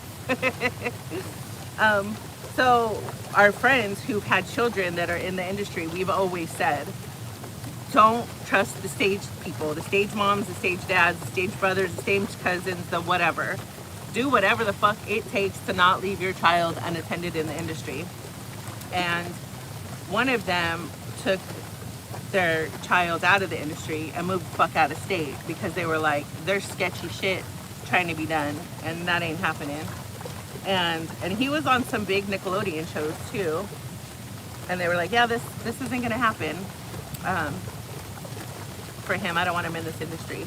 And then the other one, some people may or may not know, but there's things that we can't talk about, but there has been fucking instances that we weren't warned about. And after those instances happened, they were like, damn, dude, I'm glad that you guys fucking warned me, because I'm a grown-ass adult and I know exactly what I drank and I know exactly how I felt, and I'm just glad I got myself out of that situation. So yeah, people are, I think it's a battle between good and evil. Mm-hmm. That's it. Good and evil. yeah. There's good rich people and there's evil ones. There's good poor people and there's evil ones. And there's good famous people that are super good people, that are super grounded, that are not fucking eaten up by the evil that comes along with fame. Yep. They're super private people, and that's the one that I was related to, and another one that we're close to, you know? Yeah, and that's all it is. And speaking of doxing, I should fucking bring that up since I brought it up at the beginning of the stream, but I'll just fucking close this one with this. If we want to talk about fucking soft doxing, technically Keem soft doxed me and my wife in the fucking LCU by saying, Don't repeat it. I'm not going to repeat it, but I'm going to say he released enough information to point people who are fishing for information in the right direction, to know how we know certain things and how we know certain fucking people. And that was fucked up. To me, it was specific enough to freaking be a soft dox to somebody who's super tiny, and so it is a baby owl that I saw. And trying to have a fucking life where fame isn't a thing, you know? And I mean, I'm not really that worried about it, because when shit goes down, if the male in the household isn't there to take care of business, we get called. Roll up, bitch. There's a fucking creeper from Germany or Russia or wherever the fuck in my front yard. And I'm like, got you, bro. So, whatever. That's all I have to say about the fucking doxing thing. But I might, from my setup, show the fucking clips and stuff. Should I get the time to sit down and do it? Well, and I feel like I said, it's a live show, live things sometimes get said that doesn't need to be said. And sometimes, I'm not saying about Keem, I'm saying in general, sometimes people will say stuff and it's like, oh man, maybe I shouldn't have said that. But guess what? It's too late, it's live, it's on the internet forever. Right. You know what I mean? So sometimes I feel like a lot of this doxing, undoxing, soft doxing, I feel like sometimes it's done unintentional, but it's still done. You know what I mean? In my opinion, have I ever doxed or soft doxed anyone? No. Okay. You were there when the whole showdown went down live. No, you did not. It happened in the evening. You were home from work. You sat there. No, you watched the whole thing go down. Those are all lies. Have I ever passed on anyone's information that I never got, by the way? I never got his demographics, his fucking address or city or no one's even interested. job or anything. None of I us. made a deduction from his live streaming schedule. When you can stream 5-6 hours at night and 5-6 hours during the day, every single day, you ain't got a job, motherfucker. You know what I mean? No one's interested. So I said your wife is the daddy, your wife makes the money. That was power of deduction. Yeah. And everything else I said on stream was from his vlogs. Yeah, but you don't even know that for a fact because you've never looked into it. Yeah. And it's just not. And the easy way out was for him to call me a stalker or like a crazy person or whatever. And it's like, bitch, all I did was, it took me 3 days to watch your vlogs because I'm so busy. Since you're such a stalker and a crazy person, he's the one that was making funny videos or want to be funny videos. And like, he talked about me for 2 years on his channel. He impersonated you several times. Like, come on, dude. Yeah. It's all lies. You never doxed anyone. It's all lies. Optics. We don't even know. We don't know anything about him. Right. Or anyone in the LCU, honestly. I don't want to know. And what pisses me and off we don't the want to most- know because you know why? We don't care. Yeah. We have a life and we deal with real people in our life, our friends, here in real time. People on the internet, that's where they stay. Yeah, and the thing is he's like, I just want people to talk shit about things I do on the internet. That's exactly what the fuck I did. Yeah. It was the shit you did on the internet, on your vlogs. Little mister, I'm gonna be a vlogger. No. Yeah. Those are all freaking lies that were spread by, you know who, the older lady of the LCU, the elder. The cunty corpse is what I call her. Okay. The elder lady, whatever. And then she said, oh, it wasn't because you did a deep dive. It was because you were dangling. Nobody dangled nothing. Yeah. Ever. Okay? Right. And nobody even cares. First of all, there's nothing to dangle because there's no information. Right. No one here cares enough for that. Right. Okay? And then I was accused of passing the information on to other creators in Girl World. I'm like, who the fuck knows me from Girl World? No. I'm not a Girl World creator. I'm not even a regular chatter. I'm a lurker. Yeah. I watch a particular podcast in the morning. That's early in the morning. All right.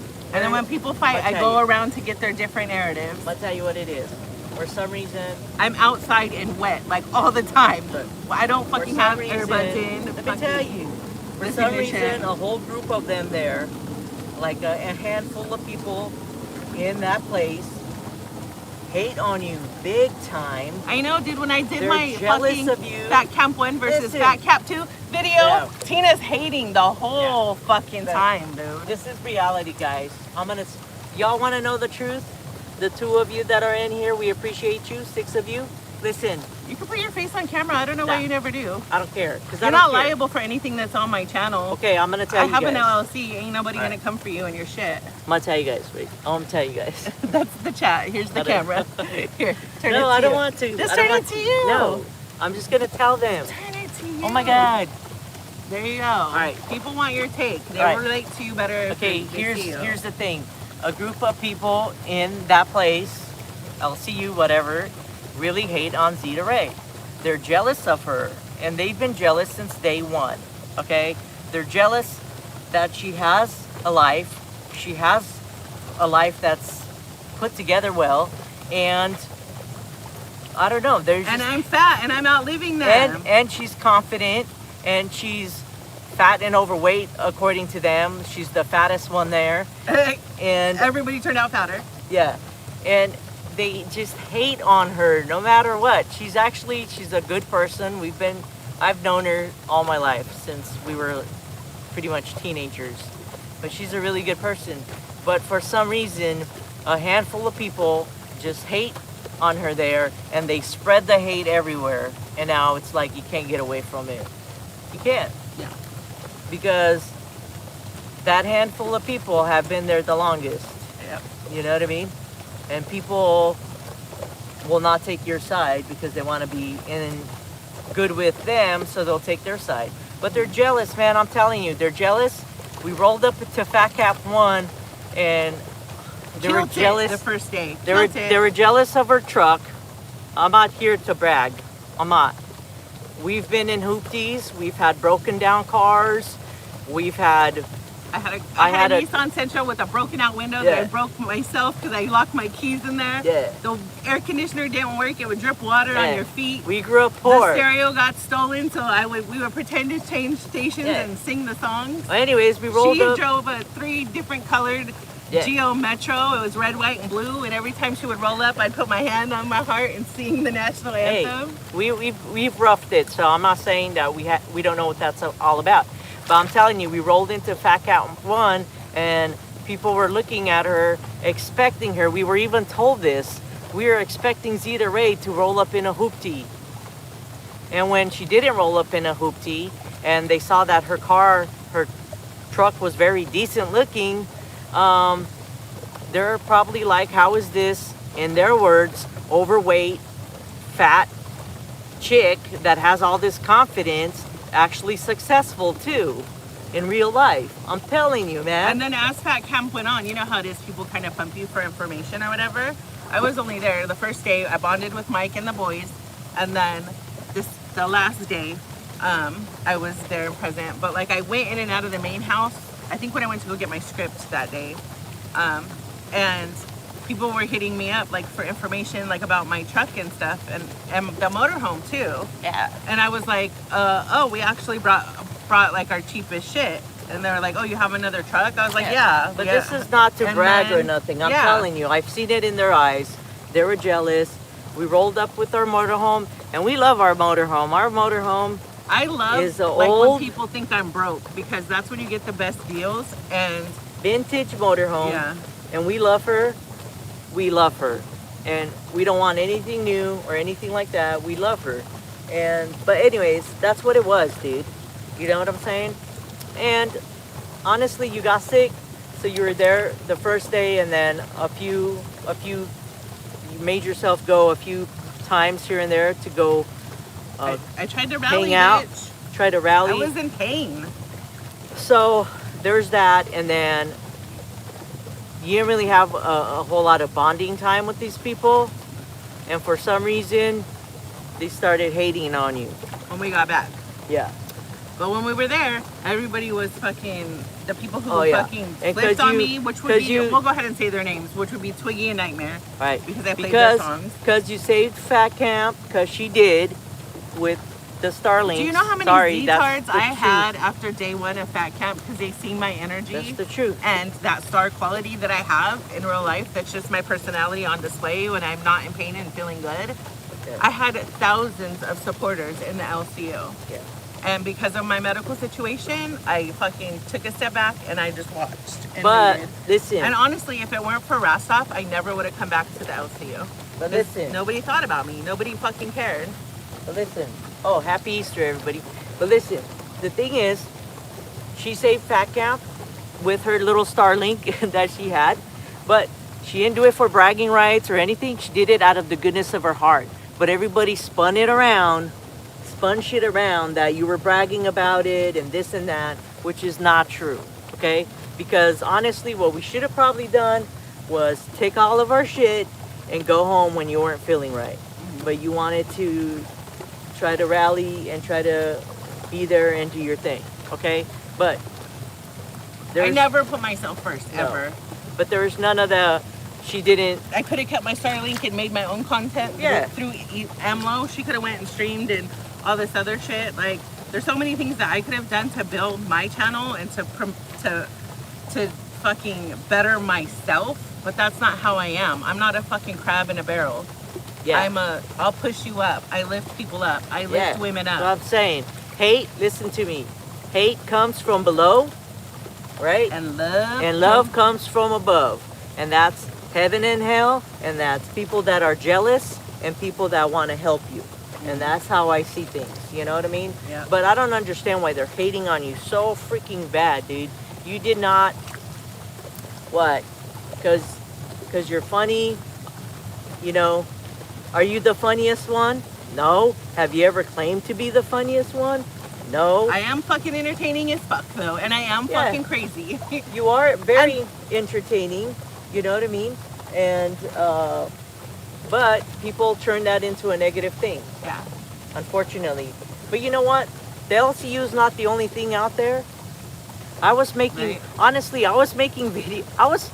Me and Zita, we have a video. Let's see if we'll find it. We were making TikTok videos before TikTok was even invented. Okay? Remember our like Facebook videos and stuff? So, you know, LCU is not the only thing out there. There's plenty of other things that we could be doing. And but I do have to say that they're lost. It only builds my confidence when those motherfuckers call me telling me how boring these bitches are to please come back to the LCU. The good hosts, the funny hosts, like everybody who's fucking entertaining, they called a bitch from motherfucking Fat Camp 2 talking about, can you please come? That was after fucking, we were thinking about it already because I felt bad. I was like, damn, we were fucking that close to going. But I noped the fuck out. But anyways, I don't know. They're jealous. I don't know. They're jealous and they're hating on you. And they make everyone else, they spread that hate. Yeah. Instead of stopping it, instead of like, nah, dude, Zita's actually really cool. We actually hung out with her in real life.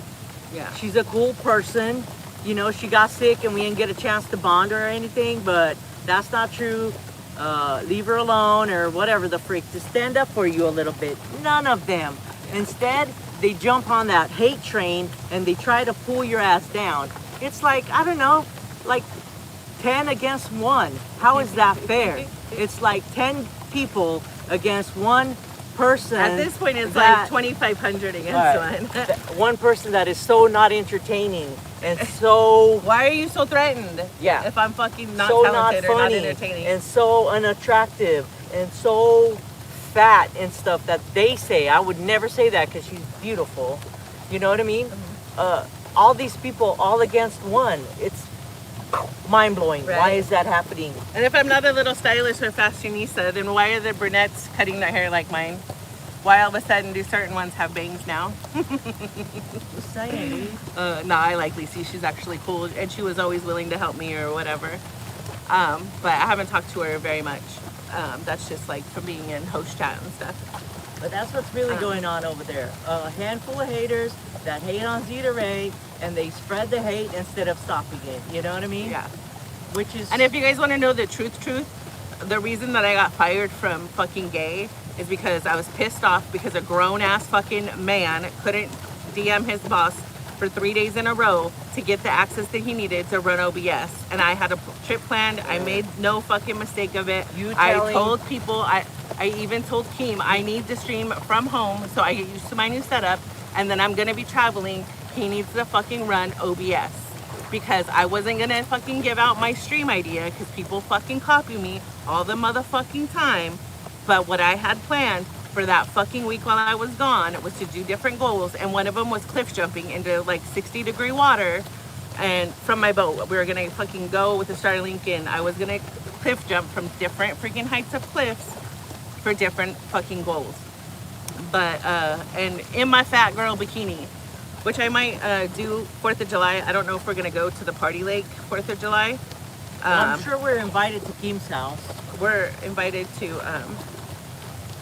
no, that's going to be his wedding. I'm not fucking going to that shit. Oh, it would take Brantley calling me and being like, bitch, come to my wedding. And I'm sure she's not going to do that.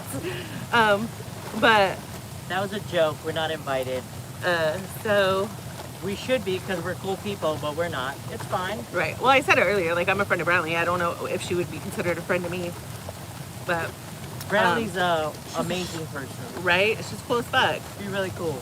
I told them how she reminds me of me, like when I was young, and how you agreed. Like, even the farting thing. I'm like, I fucking did that. But any fucking way. Oh, I had told you guys, I'm gonna close you guys out because, like I told you before, and it's pretty much publicly known, this is kind of our hour together before we go to bed, and she's still got to tell me about her day and stuff.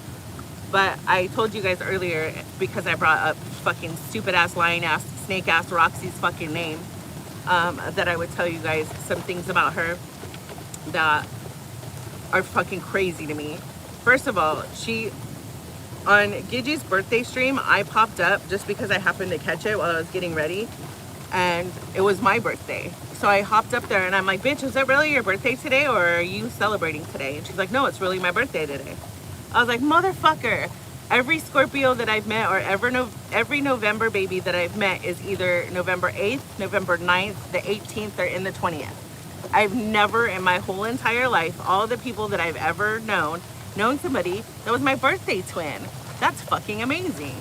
So Roxy was up on panel, so of course she tries kissing my ass. And then she's like, yeah, I've been, after I got off, after I hung up, she's like, I've been good friends with Zita for 2 years. Bitch. Yeah. How long have I known Roxy? Not long. When did I meet her? At fat camp. Okay. Now, in May, a half a year later, has that been 2 years? No. No. I never talked to that bitch. She was in my comment section when I was live streaming on our way to Fat Camp. And she asked me to pick her up from the airport, and I was like, I got you. And that was it. I picked her up from the airport, and that's when I met her. And that's when she was telling me everybody's fucking secrets, everybody's fucking real name, and this and that, and blah, blah, blah. When I wasn't giving a fuck, I tuned it out. But she was giving me all the dirt on fucking Psycho Mom, which was like her first name. Remember? Yeah. She was like, do you know Psycho Mom's first name? And I'm like, no. She's like, do you want to know it? I'm like, not really. And she's like, do you want a hint? And I was like, I don't care. And she was like, that's literally how I am. Because, like, it's none of my business. And she's like, well, she shares the name with somebody on the cast of this reality show. Really, bitch. So then we're at Fat Camp, and people are, like, getting autographs or whatever. Roxy fucking wants my autograph. I give her my fucking autograph. Like, the bitch has never been my friend. She was a fan. That's fucking what she was. Let's call it for what the fuck it is. So she says she knows me from Girl World. How do you know me from Girl World? Did you catch the stream where I popped up on Yo Mama's panel and embarrassed him in front of his own audience? By calling out his lies? How did I know he streamed from the garage? Because in his vlog, you could hear people knock on the fucking metal door.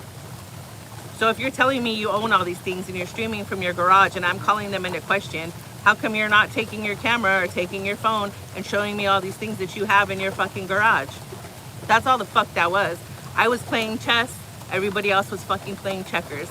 And none of you motherfuckers have sat across the table from a poker player or fucking at a negotiations table to watch somebody and analyze their physical fucking reactions to shit. And when he shut the fuck up and he started sweating and he was uncomfortable, that was me calling him on his bullshit. You can't bullshit a fucking bullshitter or an adult that fucking has 2 ears and a brain. For real. Yeah.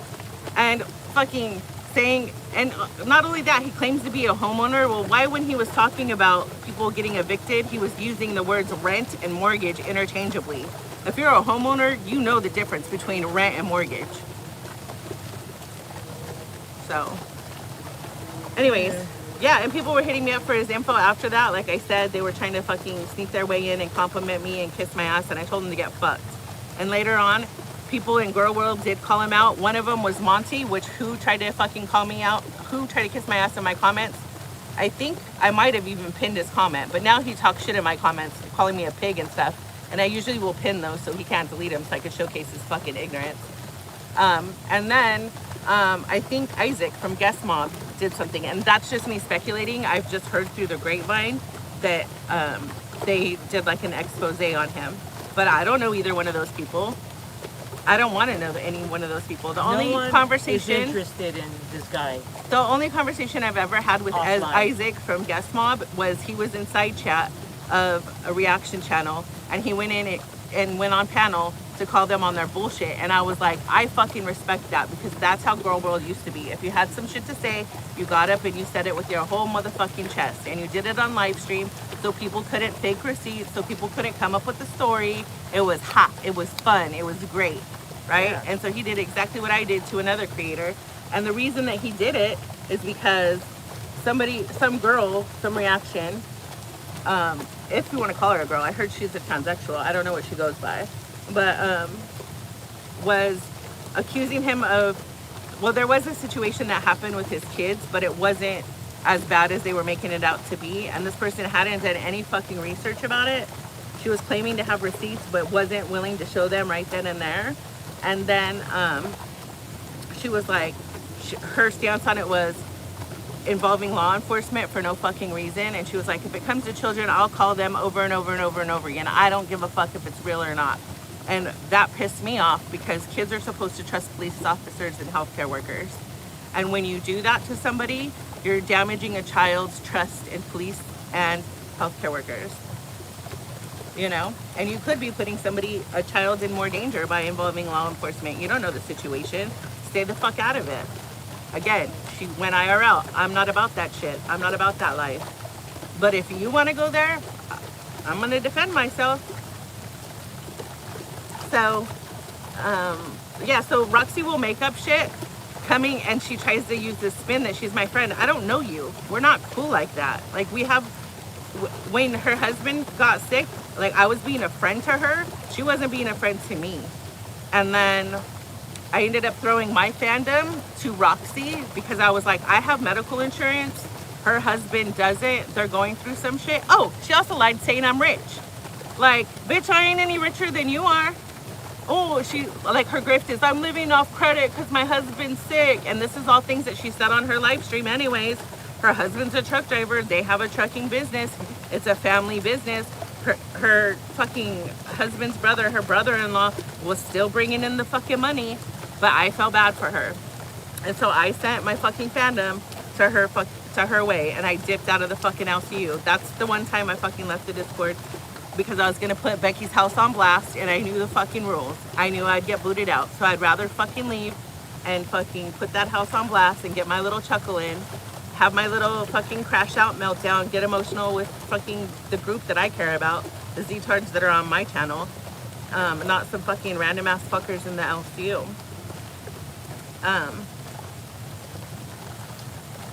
What else? What did I want to call out about that dumb bitch? Well, she's a fake person. She's a fake person. She will be one way in your face and then another way behind your back. So that's not somebody that any of us are interested in hanging out with. Yeah. Speaking of fake people too, like, I see that Billy and the Cunty Corpse have kind of made up.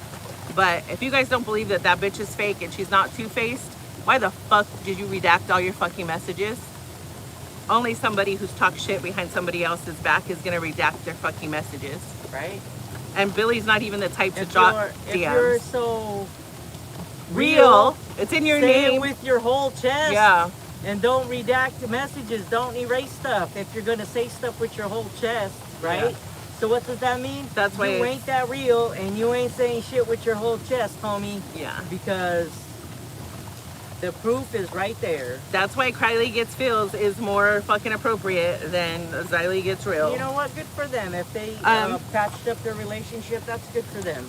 But, fuck, I was gonna say something else, and then I just questioned on what you were gonna say. About that whole situation. Oh, and then people, okay, so let me tell you what I feel like the real fight between Billy and fucking Zay started with. First of all, Zay, not Zay, sorry, Xylee started with. Xylee had made the comment that I was holding on to Nightmare hanging up on me and fucking disrespecting me on stream for no reason for too long, right? And this happened post Fat Count. And then she tried to say that the reason she was pissed off at Billy stemmed all the way from Fat Count, from the whole shitting on the table shit and this and that and blah, blah, blah. Now that shit don't add up. What adds up to me, being a woman and knowing how women are extremely mean and extremely jealous of each other, this is what adds up to me, okay? When I pay $50 to kick that bitch off the fucking panel, she got fucking pissed. She felt completely disrespected. She was like, you're not supposed to do that to your co-host. I'm your co-host. This is my show. Blah, blah, blah, blah, blah, blah. She got fucking pissed. And so, you know, I do shit for the lulz. Like, I've even kicked Brantley from that stream. And Brantley came back and she was like, who's that? And Billy was like, I don't remember. I mean, But Brantley thought it was funny as fuck too. It's a funny thing. It's always like to be funny. Like, I do shit for the lulz. It's not because like I'm a mean ass bitch, right? So that happened, okay, a couple times. Because then there'd be another time where I fucking did that. And so then the whole me and Yo Mama thing. Okay, so twice, the very first host position that Yo Mama was ever offered was because of me. Keemstar offered to do a show with me and Yo Mama because he knew that there was a feud, but he didn't exactly know what it was. So it's been described to him as a back and forth. It's never been a back and forth. It's been a forth. Yo Mama's talked about me for a year and a fucking half. I don't give him the fucking time of day.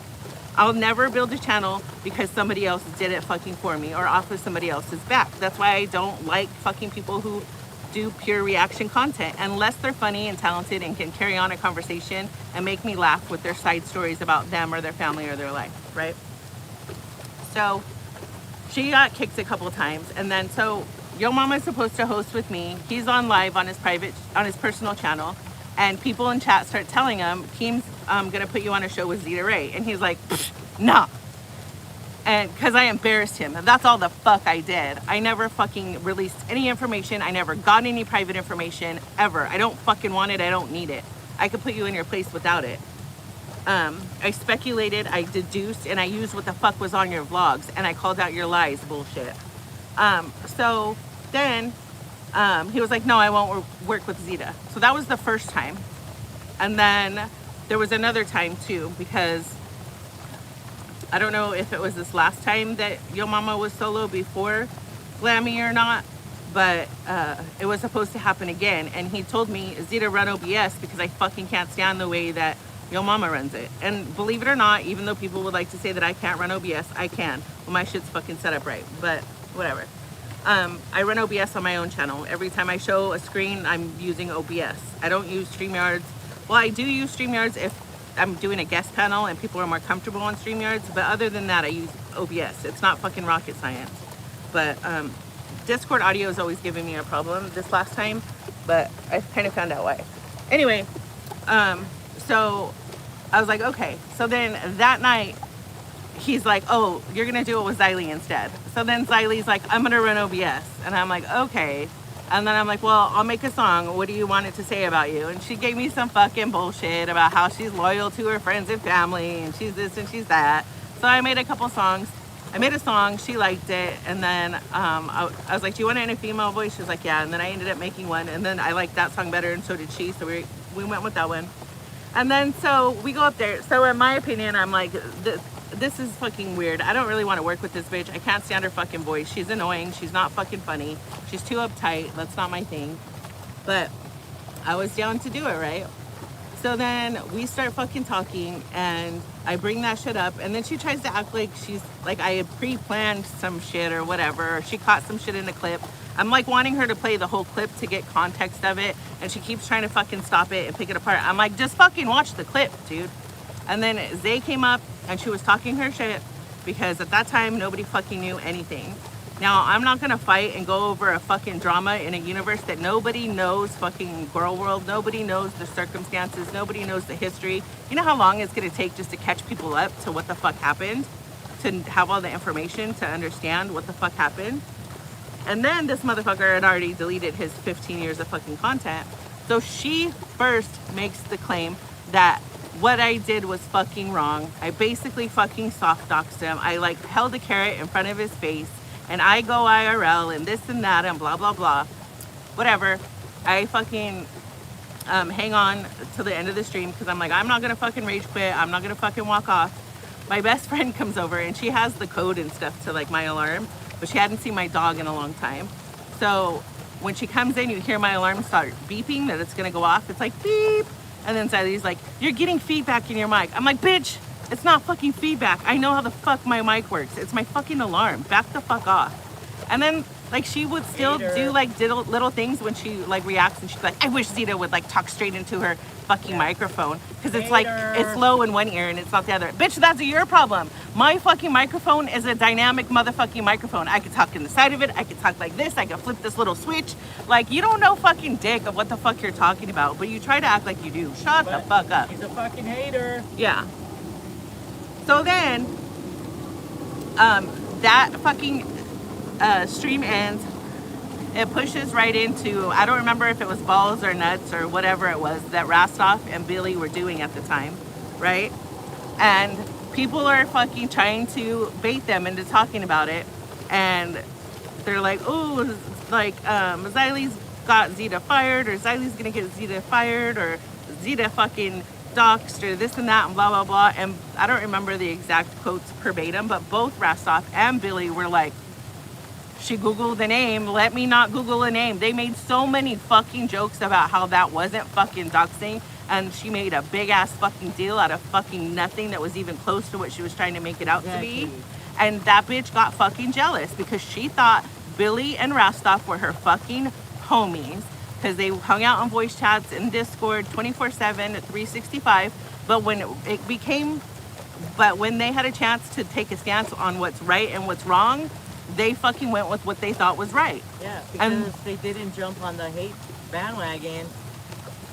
You know what it's I mean? Because they're both fucking good people and they're like, nah. Wait a minute.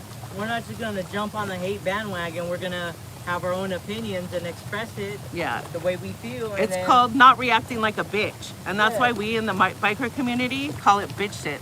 That's why men don't get involved in bitch shit. And that's why your mama's been called a bitch so many times, because that's all he does is bitch shit.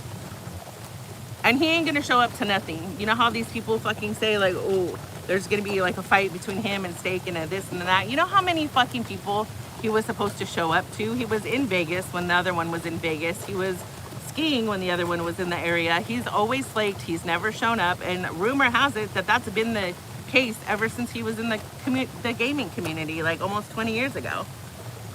But yeah, what else? So there was that. So I also think they're haters because from that point on is when Xylee was even more of a bitch to fucking Billy. And I think Billy just got fucking tired of kissing her ass and trying to fucking make it work. Yeah. So it's not that he chose me over her. I think he just chose what the fuck is right. And she couldn't let that shit go. And that's exactly why I wouldn't argue with her on that stream, because the bitch is 90 years old and she's stubborn as fuck. You're not going to change her mind on fucking anything. No. So all she wanted to do is just tear you down from second one that shit started. Right. And she apologized to me at Fat Camp 1. I'm sorry for being such a bitch to you and for not letting you like get time on rewinds or whatever. I misjudged you. I thought you were a clout chaser. My bad. Yeah.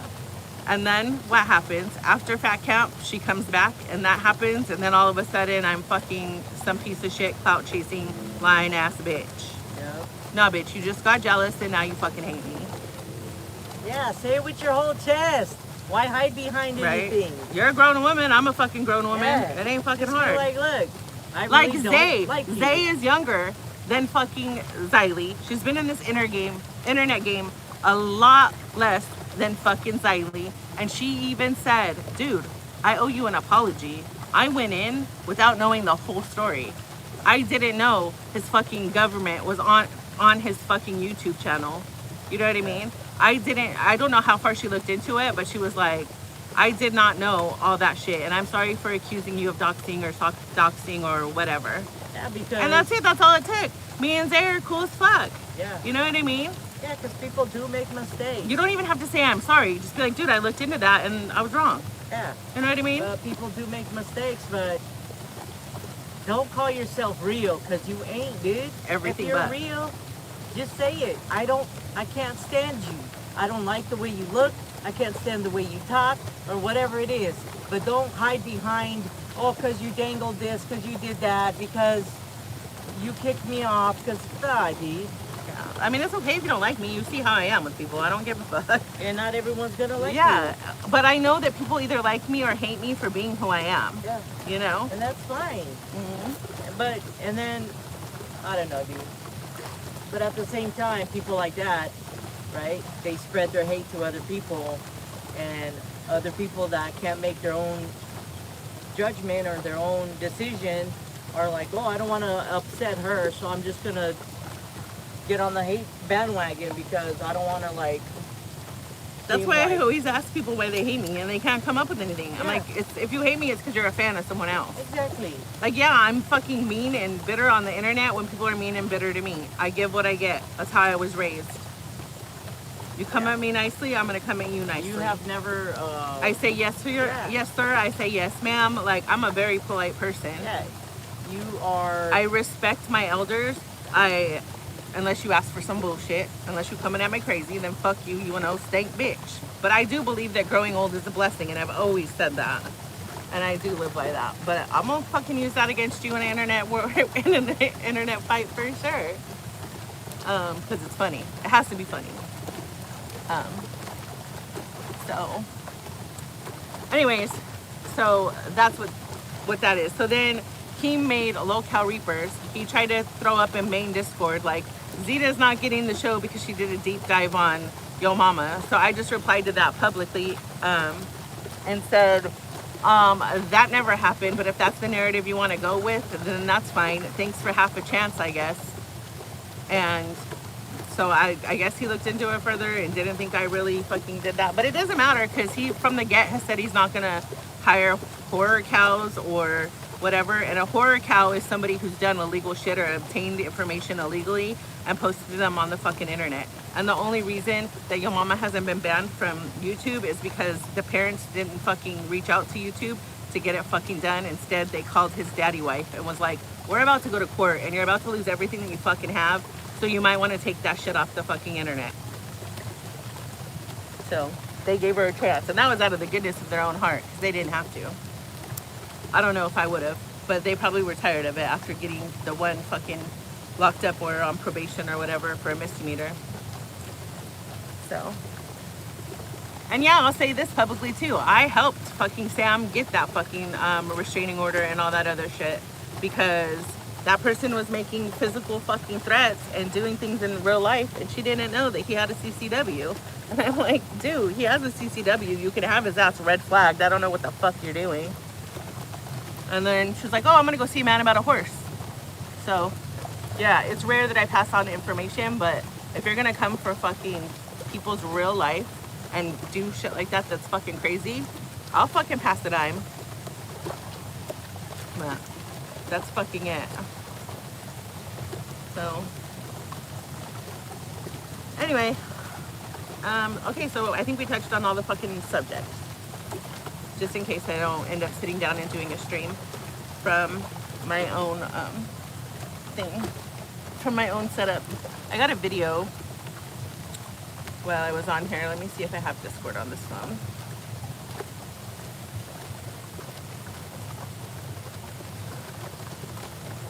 Well, I mean, I don't know. Okay, I might have been a things video. happen for a reason, I guess. But there's people on there on the LCU now that have straight up given out other people's information, phone numbers, names, all that, and they just got a little bit of a punishment, and they're still hired and they still work. So, you know what I'm saying? Like, full on did some whatever that word is called. What's that word called when What? you release information? Doxing? Yeah. There's people on there, like even recently, that have doxed other people on accident or not, whatever, and they still have jobs there. So obviously that's not a reason, you know what I mean? But he used that as a reason not to give you that job with Reapers. You know what I'm saying? Or whatever, I guess. It's his network. He does what he wants. He's the boss.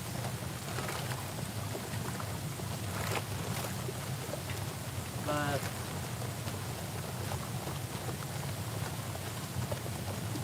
because you have people that hate on you, any little thing you say or you do, it's like, oh my God. Oh my God, can you believe Zita Ray did this? Can you believe she said that? Can you believe this happened? When other people do shit too and nothing really comes of it, will get mentioned one time and that's about it.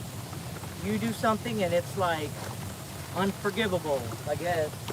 Weird. Yeah, and it's funny because all these people have all these shooters to get all these clips and do all these things.